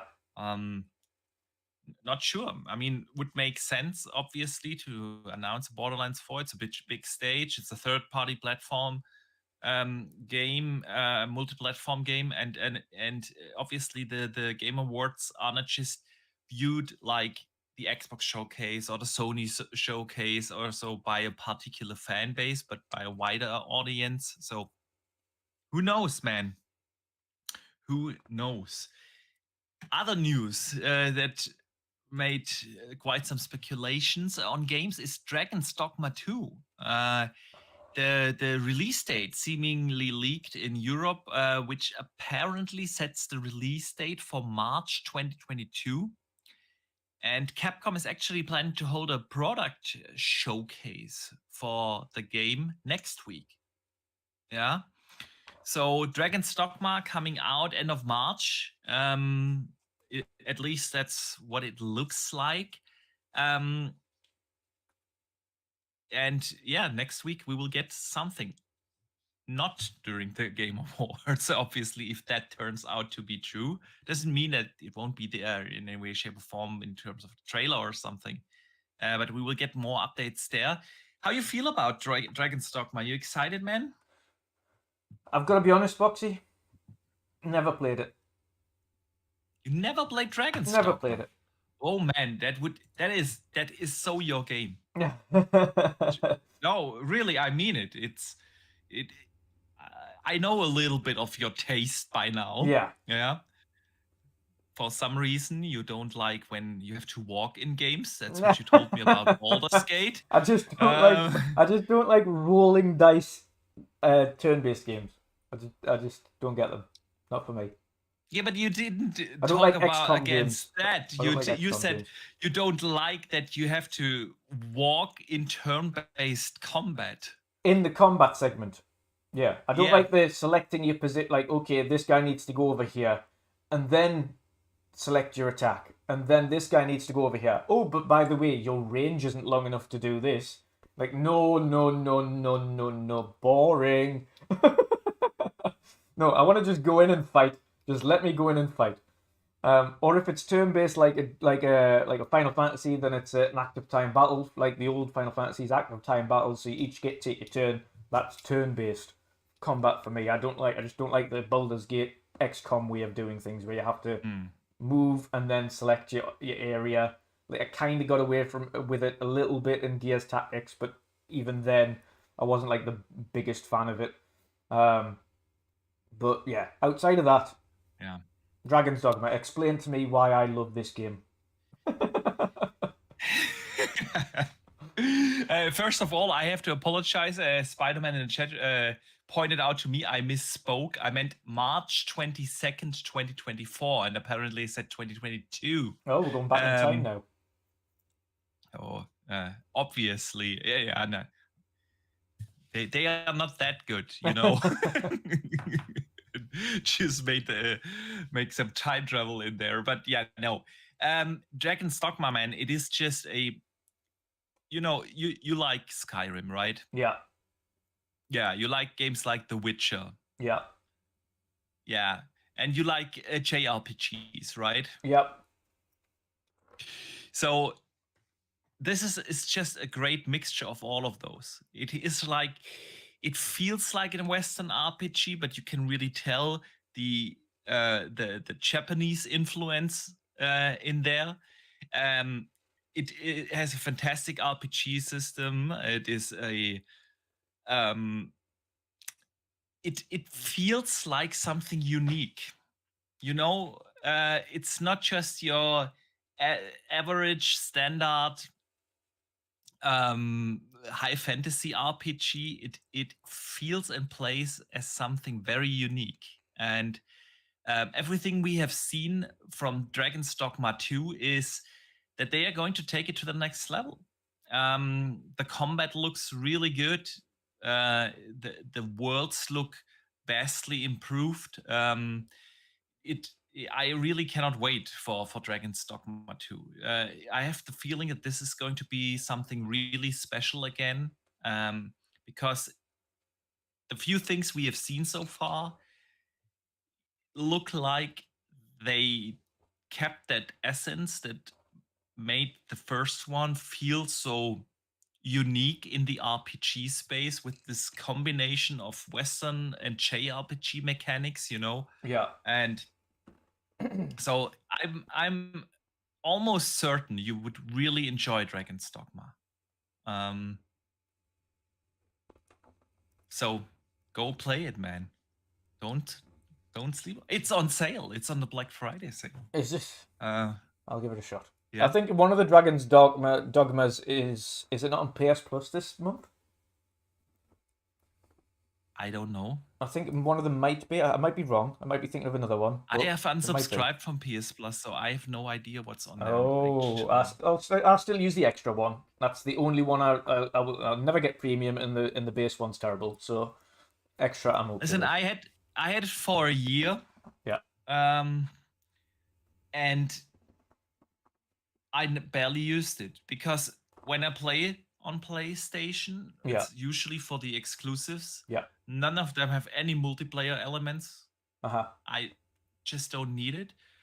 Then I thought, okay, I actually subscribed when Stray came out. I thought like, oh, cool. That was the first PS Plus game that came day and date, and I really wanted to play that. And I thought, okay, I can just subscribe. And then I actually upgraded my existing PS Plus thing to the mid-tier for $30. Otherwise, I would have bought Stray for $30. So I thought, okay, good deal.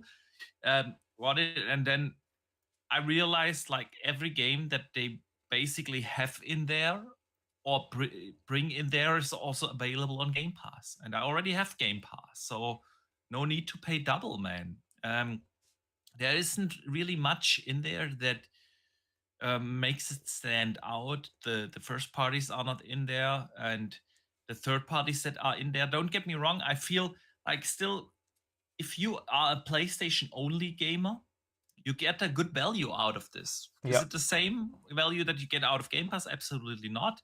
But there are some really good games in there, but those games are also on Game Pass. So I really didn't see it's either that or people that are going to PlayStation for the first time from Xbox. It's worth getting it because you still have games like Horizon Zero Dawn. Yes, exactly. I think Forbidden West might be in there now.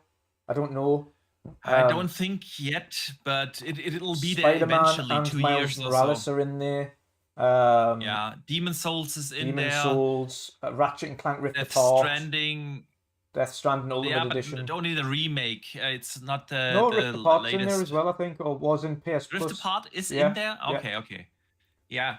But see, I bought those games when they came out. Yeah. So. But yeah, for those unlike us, which again, me and Boxy buy only PlayStation games on PlayStation. So the only time we get on there is to buy these games and play them, like Final Fantasy 16 or like a new Last of Us, not the remake. Fun fact. Yeah. There are now more Last of Us remasters and remakes out there than actual Last of Us games. Yeah, I can imagine that. Yeah. Yeah. But yeah, so for us, of course, it makes little sense. For me, I've got a couple of games on there that I've got on other things. So I've got Death Stranding on PC, but the Ultimate Edition's on PlayStation, so I'll play it on there as well. It's a lot easier sometimes playing it on the console than it is on PC. Or at least it's a lot more. At least I get trophies on the console, which is ultimately what I want to get out of some of these things sometimes. Miles Morales I didn't buy, but Miles Morales is there. Rift Apart I got on PC, but it's on PS Plus, so at least I get to play it there as well. So there's a few Medieval, for instance, like the indie game the kind of indie remake that was on there, so I got to play that. So there's a few things on there that's cool. Of course, you are forced to have PlayStation Plus to have cloud saves, so which is ridiculous. But there are a few cool things, and occasionally they get some great things into the free games every month as well, still. So you can download them, add them to your library, and then play them again at a later date. Or at least have a collection of them. So there's a few things for me that's good and okay. But ultimately, like Boxy said, if you're a PlayStation-only gamer and you buy all of the PlayStation games anyway, the exclusives, there's not much really there for you. If you're coming to PlayStation for the first time, I still recommend getting PS Plus Extra because there's a huge catalogue of games that you can catch up on. God of War 2018 and Ghost and all of them things. There's a lot of cool games. So, but ultimately, yeah, I agree with Boxy. For people like us, who buy everything anyway, or the vast majority of PlayStation games that they're really interested in, there's not much reason to have PS Plus. Yeah, that's true. Yeah, so hence I unsubscribed there. Just wasn't using it. Doesn't mean it's not a good service again. But we talked about it. Man, by the way, talking about good or getting something for your money, a lot of Black Friday deals are out there. I actually thought, well, since we don't have that many topics, we're already 2 hours into the show, so we're not gonna do it. I thought we might quickly browse through the list of the biggest Black Friday sales and talk about some recommendations. But briefly, let me know. Did you get anything? Seen any good deals out there that you could or would recommend? Yeah, Final Fantasy 16 is down at £38 currently. And as it stands, €46. 46 actually. euros for you, yeah, £38 for the Brits. And I think something like $40 or something for the US. As it stands, having played it, it's absolutely worth its price. It would be worth it full price. Yeah. Honestly, I'm thoroughly enjoying the game. I actually switched the gameplay, by the way, to some Final Fantasy now. Here. Fanto Sir says Street Fighter 6 is £25 on Amazon currently. Oh, that's a good deal. Which is really good. That's a good deal. The best deals I would say at the moment are the cost of the consoles. Both PlayStation and Xbox have had significant reductions. As it stands, I think the Series S is something like 195, and the Series X is something like 330, which is just insane. I've seen deals here in Germany, Series S for €169, which is like we are here really in the territory of impulse buy. To get a current gen console at that price point. No reason not to get it, honestly. And it's the same relative same for the PlayStation as well. I've seen that at something like 360 or 300 something ish, around that middle mark, 350, 60 pounds for a PlayStation Disc Edition. Which is, again, there is going to be a lot of people, especially around that Black Friday end. We know a lot of people wait till the end of Black Friday to wait just in case it comes a smidge down a little bit more. So we're going to see a bunch of these consoles sell fortunes. I would be surprised if both Xbox and PlayStation aren't shipping a bunch of units at that price. I agree. Like you say, especially the S, that's impulse buy territory. Like less than 200 going into like almost 150 is insane. Yeah, it is. It really is. Even Series X, honestly, some great bundles I've seen. I've seen the Series X with Call of Duty Modern Warfare 3 and Diablo 4 at 460, which is crazy good. Really, really good price. Both of those games are not in Game Pass. You know, I sometimes feel like if you bundle in a Forza Horizon now, even a Starfield, even if you bundle in Starfield now, I don't think that's like the same because simply of the availability through Game Pass. But seeing deals like that, really good. PlayStation, I've also seen bundled with Spider-Man and Horizon. At just below, I can't remember if it was $489 or $499, just below 500, which is also really a good really good price point there. Yeah. I've got some games on the Xbox store here that are significantly reduced. NBA 2K24 is $34.99, which is 50% off. Yeah. Mortal Kombat 1 is reduced to £45, which is 30% off. Assassin's Creed Mirage is 20% off at £35. Yeah. The Crew Motorfest is 40% off at $41. The new Lords of the Fallen is down at £41, 30% off. That's cool. Cyberpunk. I mean, almost all Call of Duty games are in there, Yeah. and same goes, of course, for Assassin's Creed. I mean, that's in every sale. Yeah. Dead Island 2 Deluxe Edition is £38. That's 40% off. Oh, nice. What else we got? Diablo also reduced by 40%. Definitely worth it. There's Star Wars Jedi Survivor in there with a good reduction. There's some good stuff. I would definitely recommend everyone to take a look and browse through Midnight Suns is reduced to £19. It's a 70% off. That's the enhanced edition as well. That's a good one. Yeah. 70% off. That's big. Yeah, there's a game I would like to highlight because everyone needs to play that, and that is Greedfall. Yeah. Which is like insanely cheap right now. You can get that for only $10 right now, and I highly recommend that. Callisto Protocol is... You know what I got myself outside of games? I got myself a new power bank here for the Asus ROG Ally, you know, that thing. Because the problem with the Ally really is it won't charge if your power bank or your charger that you're using is not supporting 65 watts. Most USB-C chargers don't support that, and there's rarely a power bank. Standard power banks only are at like 30, 35 watts, somewhere in that ballpark, because that's quick charging for phones. Yeah. You know? And so I upgraded here a good Anchor power bank in the Amazon's sale. They're 140 watts that thing can support. Now I can truly play mobile with my Ally because the good hour of battery life you get on the Ally is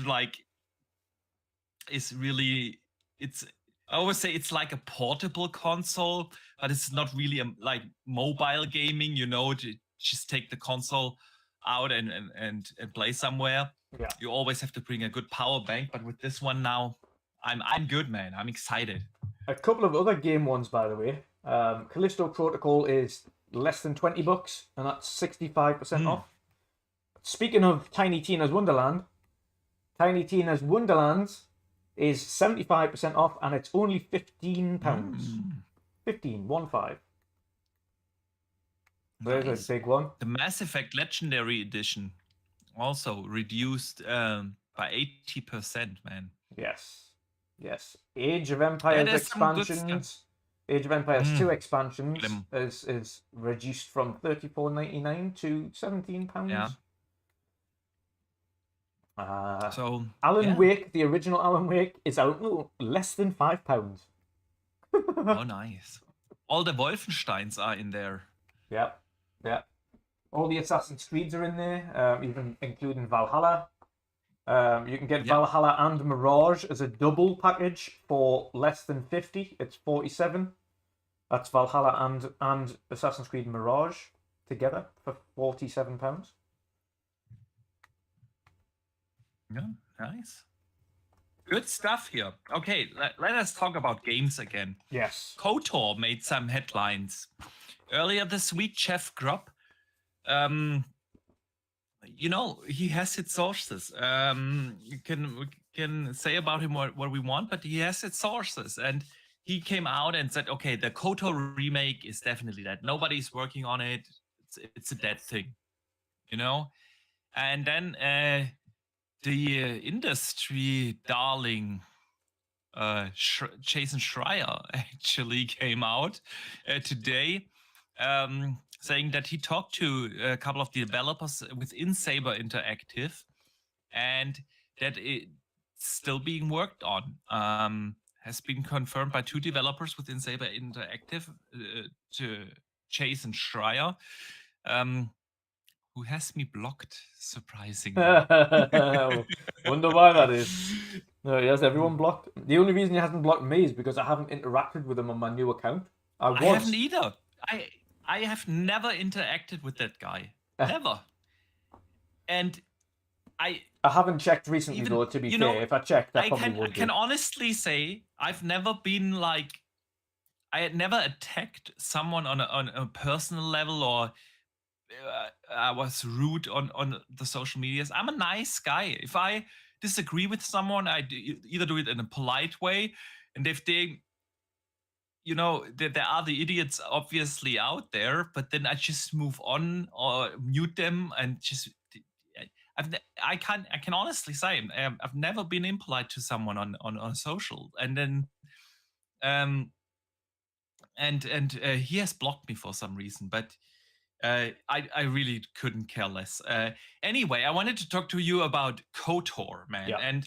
And KOTOR is one hell of a game, the original one, you know? The original, yeah. And so I was actually kind of excited to see that it's getting a full remake, and they actually talked about, okay, we got inspired by the combat system from God of War and things like that, and it was supposed to be a Sony exclusive, and then they pulled away from that, and everyone thought it was dead. And earlier this week, Jeff Grubb confirmed that it's dead. Nobody's working on it, and now Jason says it's still in the making. It's still in the making, and I was actually kind of surprised back when it was announced that it wasn't PlayStation exclusive, because the first one obviously was an Xbox exclusive. So, what do you think? Will this game still come out, and should Xbox swoop in here and get it and fund it properly and bring this game out, because it is could potentially be, because the source material is just so fantastic, could potentially be an awesome remake. What do you think, man? Yeah, to be honest, we haven't heard the best of things about this remake since it was initially kind of unveiled. Like, yeah, I think months into it, we started hearing issues with it, and development problems, and it continued that way. And then we didn't hear anything about the development at all up until the point that Jeff Grubb has come out and said, like, it's just dead and no one's really working on it. So Jason Schreier to come out and say, actually, 2 developers have said they're still working on it, it doesn't really mean that game's still going anywhere fast. It could be either or. Yeah. Like, Jeff could very well have heard that the game's dead, and it could be the opinions of people involved in the studio think that the game's just, like, not really getting anywhere fast, or it's not really progressing, and they would class it as pretty much a dead project as it stands. Just because you're working on something doesn't mean it's going to get anywhere anytime soon. It could be another 3, 4, 5 years away yet. It could be classed as dead in the water because it isn't really making good headway. So we'll wait and see. Again, it's been a long time since I played KOTOR. Very long time. But the initial info we had from its development wasn't great. So I already have my doubts about it. Until we see gameplay, or until we see the game running and what it is and how it's remade, I think I'll continue to have those doubts. Yeah, I mean, for sure. Everything we've heard, it being in development hell and things like that, and obviously Sony pulling out because they didn't see the potential of it, isn't really promising. That's why I mean, let some other big company like Xbox swoop in and save the day, because again, the source material, the source game, base game, really is something awesome. But yeah, in other news, man, we might get Immortals of Avium relatively soon in Game Pass and PS Plus. The CEO, Brett Robbins of Ascendant Studios, has said, yes, we are talking to them about getting the game onto both those services. We don't have a date yet, but I'm pretty sure it's gonna happen. So yeah, man, Immortals of Avium. It made a few headlines. It was was received good. I feel like it just went under in this crazy year of awesome releases. It looks fun. I haven't played it yet. Could come to either PS Plus and Game Pass, because obviously it didn't do well at the box office. We know that. They have come out, Ascendant Studios have come out and said it underperformed. They are treating the game really well. A lot of support after the game. It was an Unreal 5 game, one of the first bigger ones, running in Unreal Engine 5, and they've supported it really well. They are currently working with AMD together to implement FSR 3. In there, they have treated the game well with bug fixes and performance updates and so on. And apparently, it runs really well already now. Yeah, do you think it's good thing? When do you expect it to come? When should it come? Because timing is always key. Yeah, if you bring that out in Game Pass, at the same time you bring in a Hellblade in there or so, it still go under. What do you feel? I mean, is the game fixed? Yes, apparently it is. Right. In which case, anytime. But ultimately, it's an EA game, is it not? Who published it? Yeah, it's EA. It's an EA game. Yeah. Yeah. Yeah. So therefore, it will just drop whenever it drops in the vault. It's not a timing thing for Game Pass. It's not a choice. Whenever it drops in EA Vault, that's when we'll play it is EA. Yeah. So yeah, I don't think. I mean, we don't have any real. Microsoft don't have a say in when it drops or when to drop it. For them, to be fair, any time in December is fine, because there is nothing the tail end of the year outside of Avatar. Yeah. So I would say sooner the better. The sooner the better. I also feel like December or even January could go well for them, could give the game a second breathe. People gonna talk about it on the socials, especially if it drops in both subscription services. Yeah, I feel like that's a good guess. So let's see. It's definitely a game I'd love to play. I find it kind of weird for them to come out and put that statement out, because obviously now knowing that it will eventually come to Game Pass, I don't know if that's beneficial for sales right in front of the holiday period. So it rather has to be sooner than later, I would expect. Yeah. I mean, I'd definitely play it on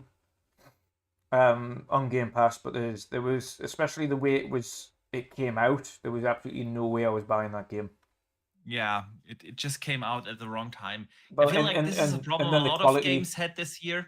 Yeah, but then the quality issue of the game with Unreal Engine 5, it was like sub 1080p in some circumstances, and the performance was terrible. So until they got that ironed out, it was absolutely no chance. And again, because these games go into EA Plus, and a lot of people on PlayStation Plus and Xbox get to play these games when they drop into the vault anyway. Yeah. It doesn't, like, for us, it doesn't matter. Like, the price, we can just go up, we'll just wait. It's terrible now, so I'll wait for it to drop in EA Plus or EA Vault. Yeah. Agree. Yeah, it just came out at the wrong time. I don't know if this game was particularly in a worse state than most of the games that launched this year, because which game came out bug-free? Yeah. You could argue Starfield was a super polished game relatively for Bethesda, but yeah, Jedi Survivor had big issues, Baldur's Gate had big issues, Spider-Man had issues, a lot of games had issues, Yeah. Don't feel like this is particularly bad even a worse state than those others, but it didn't have the oomph, and when you release that game in the middle of gaming season, where you had back-to-back bangers of your Diablos, your Final Fantasies, your Starfields, your Baldur's Gates, and so on. All those games came around the same time that AVM and a lot of double A to smaller triple A games had this problem. Lies of P comes to mind, yeah, and so on. And especially if you're not in a Lies of P benefited definitely from it being in Game Pass. If it wouldn't have been in Game Pass, nobody would have played it. Honestly, it's just it was a tough year for those kind of games, and you can say the same about the indies. Yeah. A lot of the good indies have just been overlooked because of the back-to-back AAA releases we had this year. But yeah, let me shout out Sith Lord real quick. He sends in a super member chat, and for being a channel member for 15 months now. Awesome, man. Thank you so much for the continued support. And he says Darth Phil should come in and offer unlimited power. Yeah, I think it was still referring to our KOTOR discussion. Absolutely, man. That's what I should do. Yeah. So I love me some KOTOR. It's the one mobile game I have played.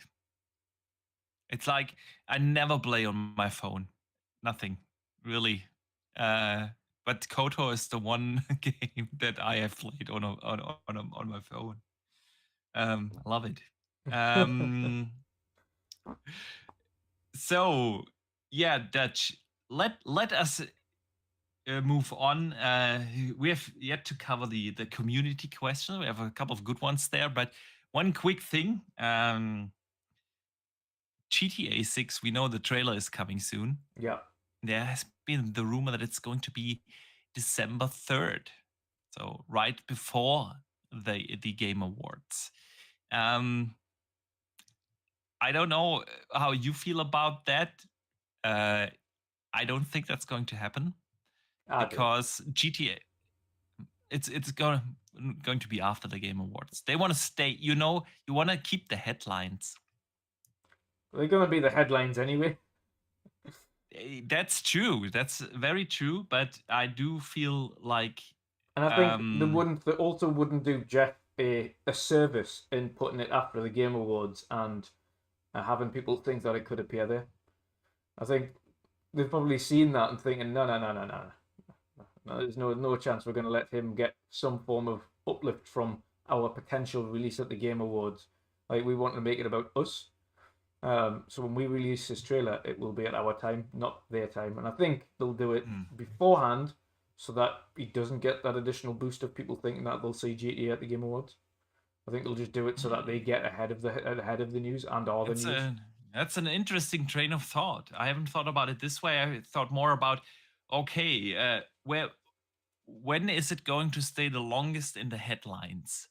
And that's definitely after the Game Awards, because with the Game Awards, there will come a lot of, articles. This game has been announced. This has gotten a trailer, and this and that, and these are, and you just have like a lot of different headlines coming out of the Game Awards, obviously.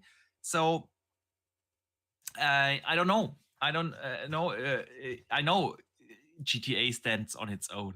Yeah, they don't need the Game Awards, and they will be the thing that everyone talks about whenever they drop the trailer.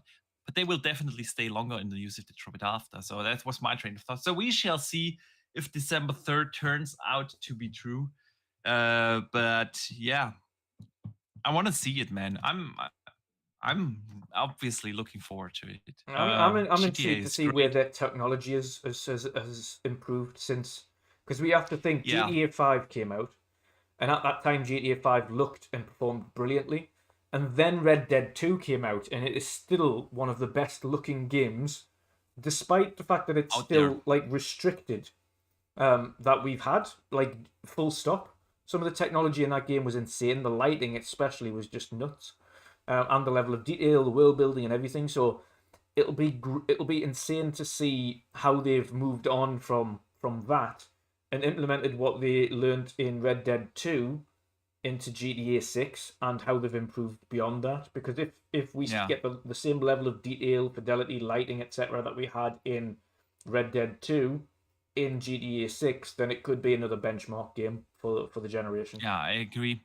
I mean, Rockstar games always looked fantastic. Yeah. And if you think GTA 5 was still a 360 PS3 era game. Yeah.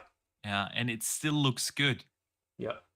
Yeah, obviously you can tell it looks dated now, but it still looks good. Yeah.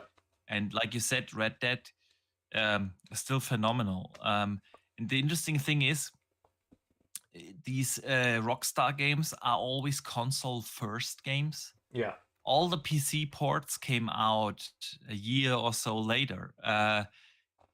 These are usually games that focus on the console first. Yeah. And so it will be really interesting to see where they can push that game now with the current gen hardware, because I don't think it's going to be a cross-gen game. I don't think it will come out on Xbox One X, One and PS4. It will be a current gen only game. It will be a cross-gen game eventually because it will also come out on Yeah. It'll come out on everything for the PS6, next and 10 years. Yeah. Yeah. Yeah. But right now, I do believe it's going to be this gen only, and I do believe they are going to push the limits there. Absolutely. So yeah, definitely something I'm looking forward to see. Um, but yeah, Dutch, let us come to the community questions that our community always writes in.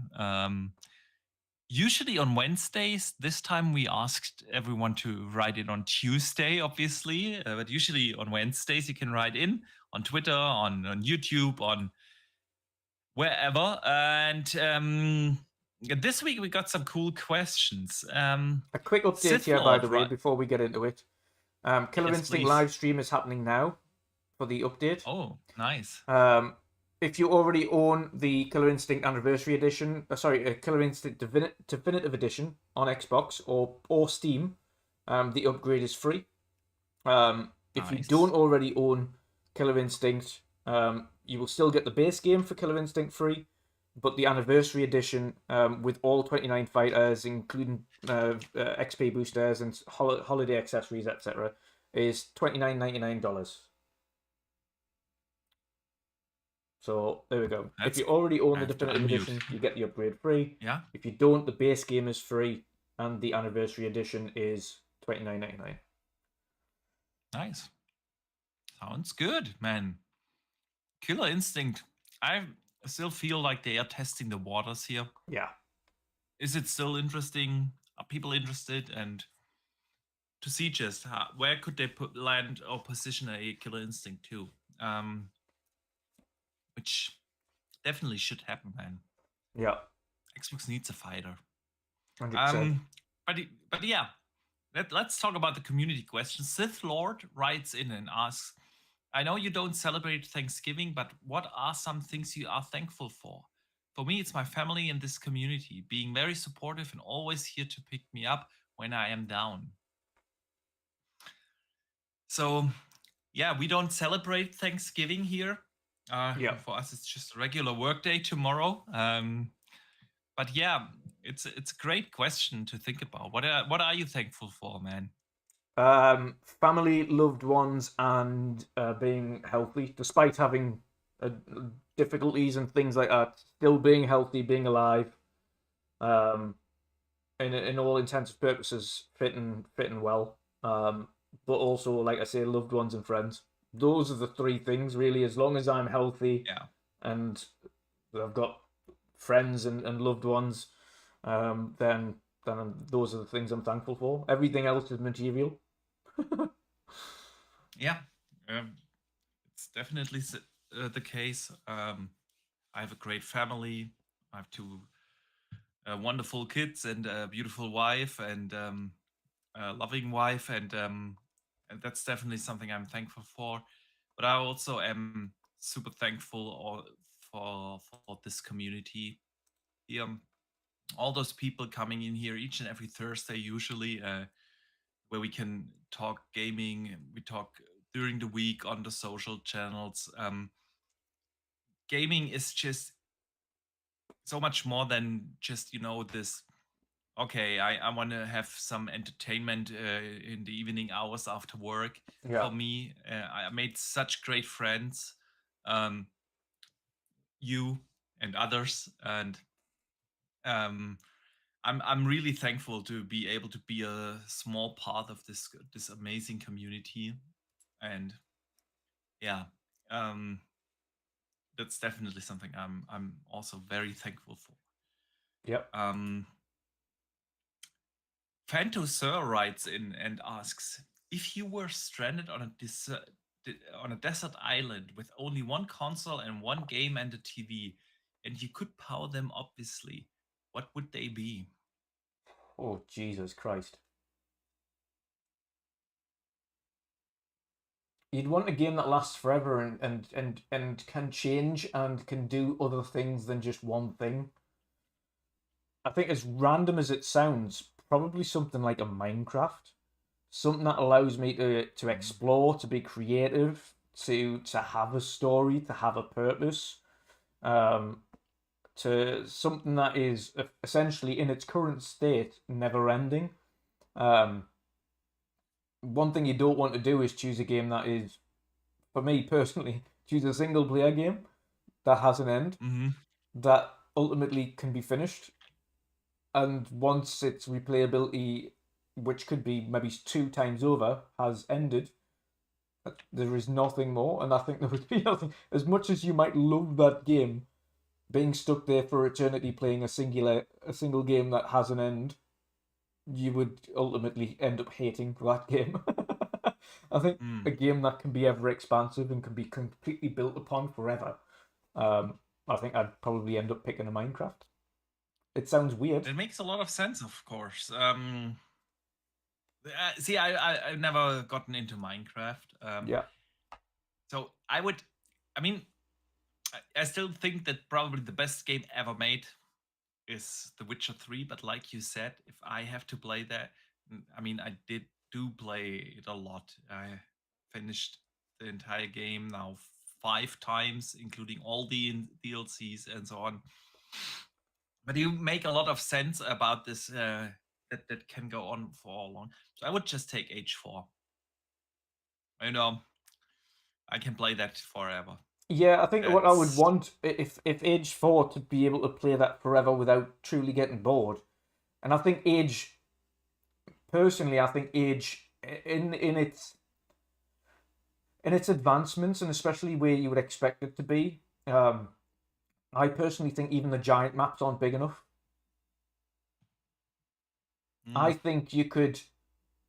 The giant maps suck anyway. Yeah, that's what I'm saying. But I think if you're playing like a forever thing, and for instance, as creating an actual empire, what I would like Age to do, again, could be Age 5 going forwards, is really take advantage of these big systems that we get these days, and have these massive maps, have the ability to have armies of thousands or civilizations of thousands, and manage these units as a real war, as opposed to, as you know, it's kind of fixed at, is it 200 or 500? Is it 500 as max?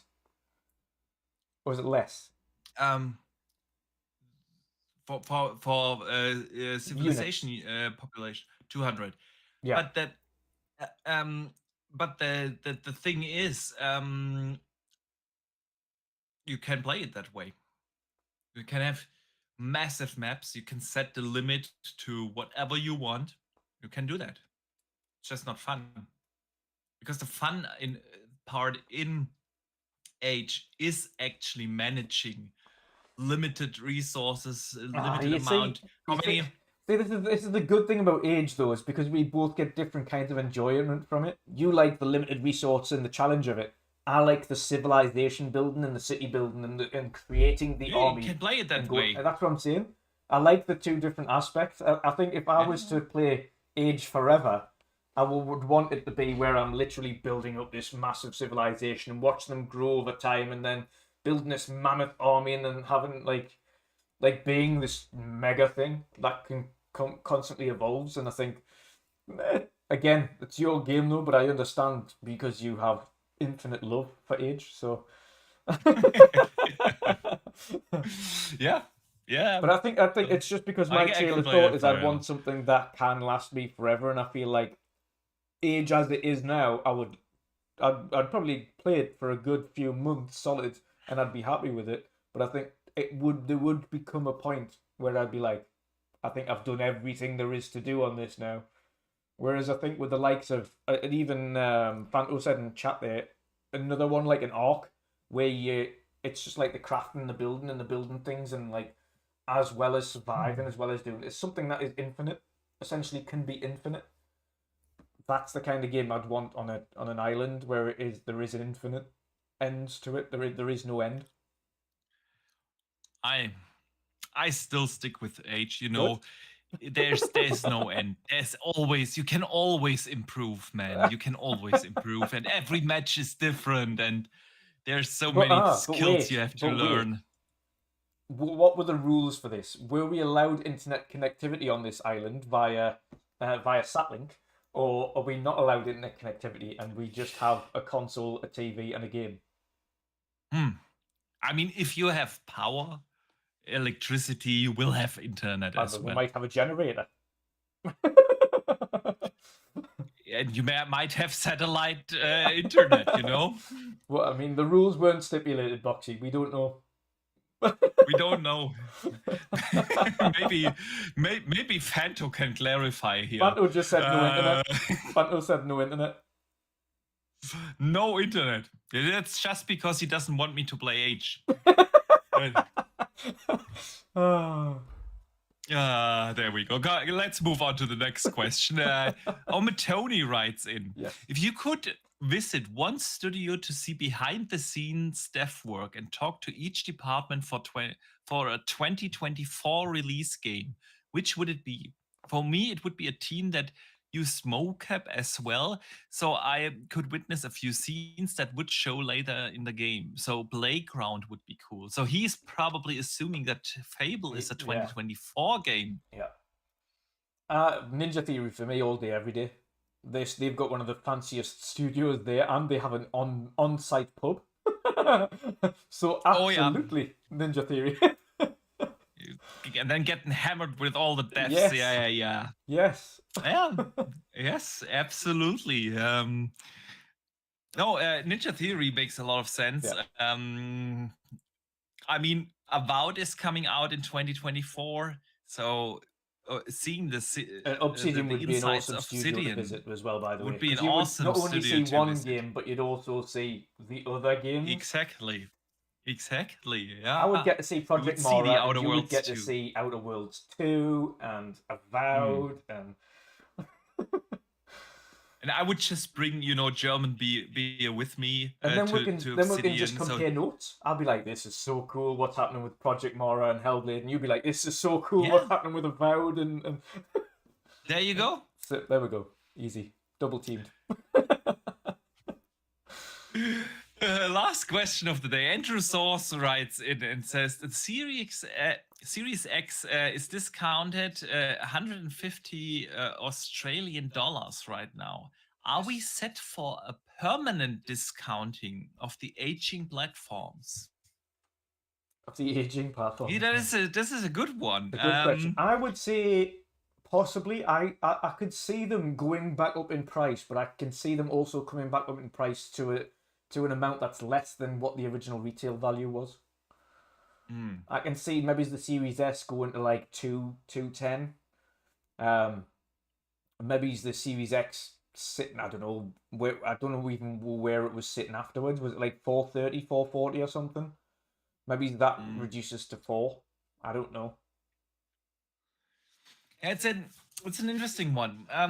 Because usually, obviously, 3 years into the generation, we see price drops, permanent price drops. On all consoles, it's been very different with this gen. All prices actually have increased, by now, and I think it will be different for Sony and for Microsoft this gen, because Sony just released the PS5 Slim, and they had another price increase with that. There's really no reason why they should drop the price. Then in holiday next year, they will have most likely the PS5 Pro. Depending on where they are going to position that, it could lead to a price drop for the PS5 Slim, then, which is by then the standard model of the PS5. So Yeah, the Wish edition. I could see. Yeah, exactly. So I could see a permanent price drop there. Yeah. With Xbox, it's going to be interesting. I don't think we will see one over the next year, but once a PS5 Pro is out, it's kind of hard to maintain the price point, depending, of course, on where the PS5 Pro is going to position price-wise. If there's a big enough gap, if they go for the 700, 800 price range with the PS5 Pro, which the way Sony has behaved, I don't see that too unrealistic, to be honest, that they go for 700 for PS5 Pro. Who knows?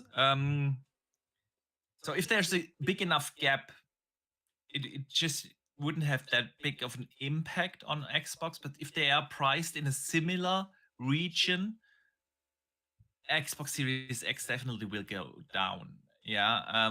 Well, the Series S, actually, I've just seen a post there from K-Med. And here you got a Xbox Series S and 3-month Game Pass for $150. That's insane, man. But his post was funny. His post said, I got a Series S for my daughter for Christmas because I wanted to know that I love her, but not that much.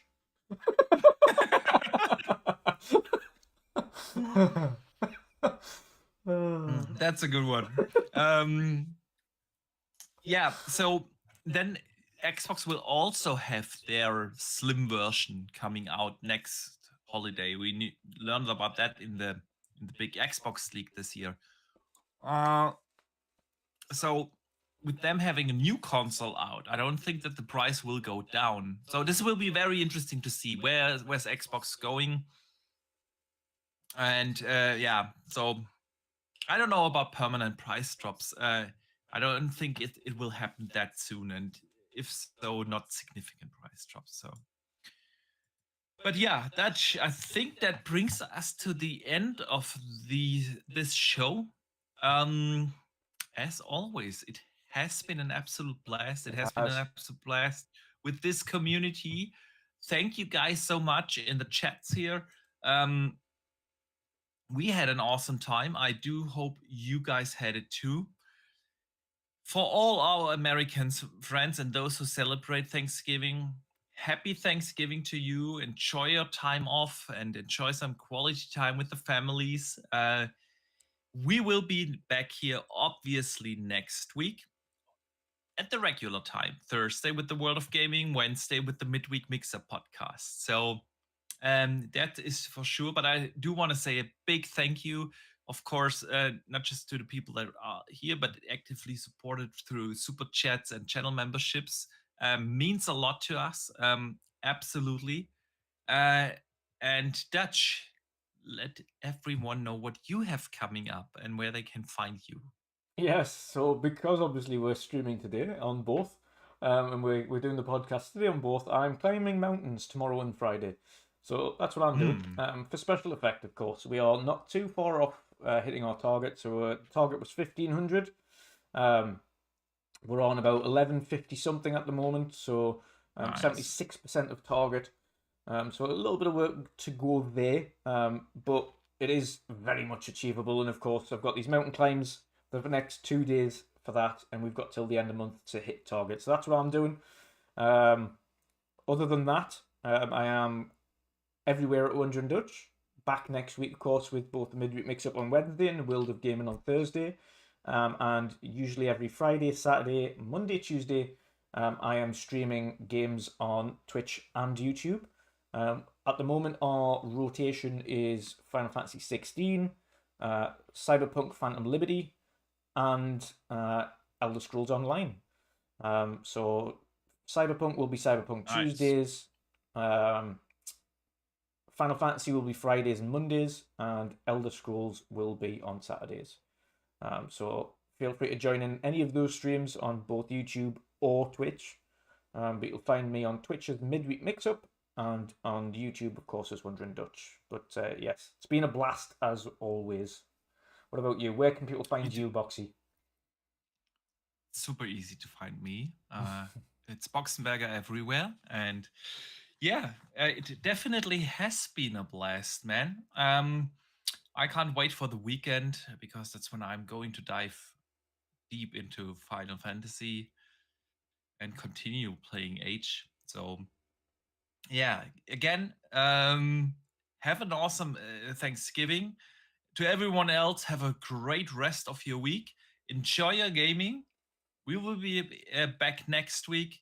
And up until then, don't forget to game on.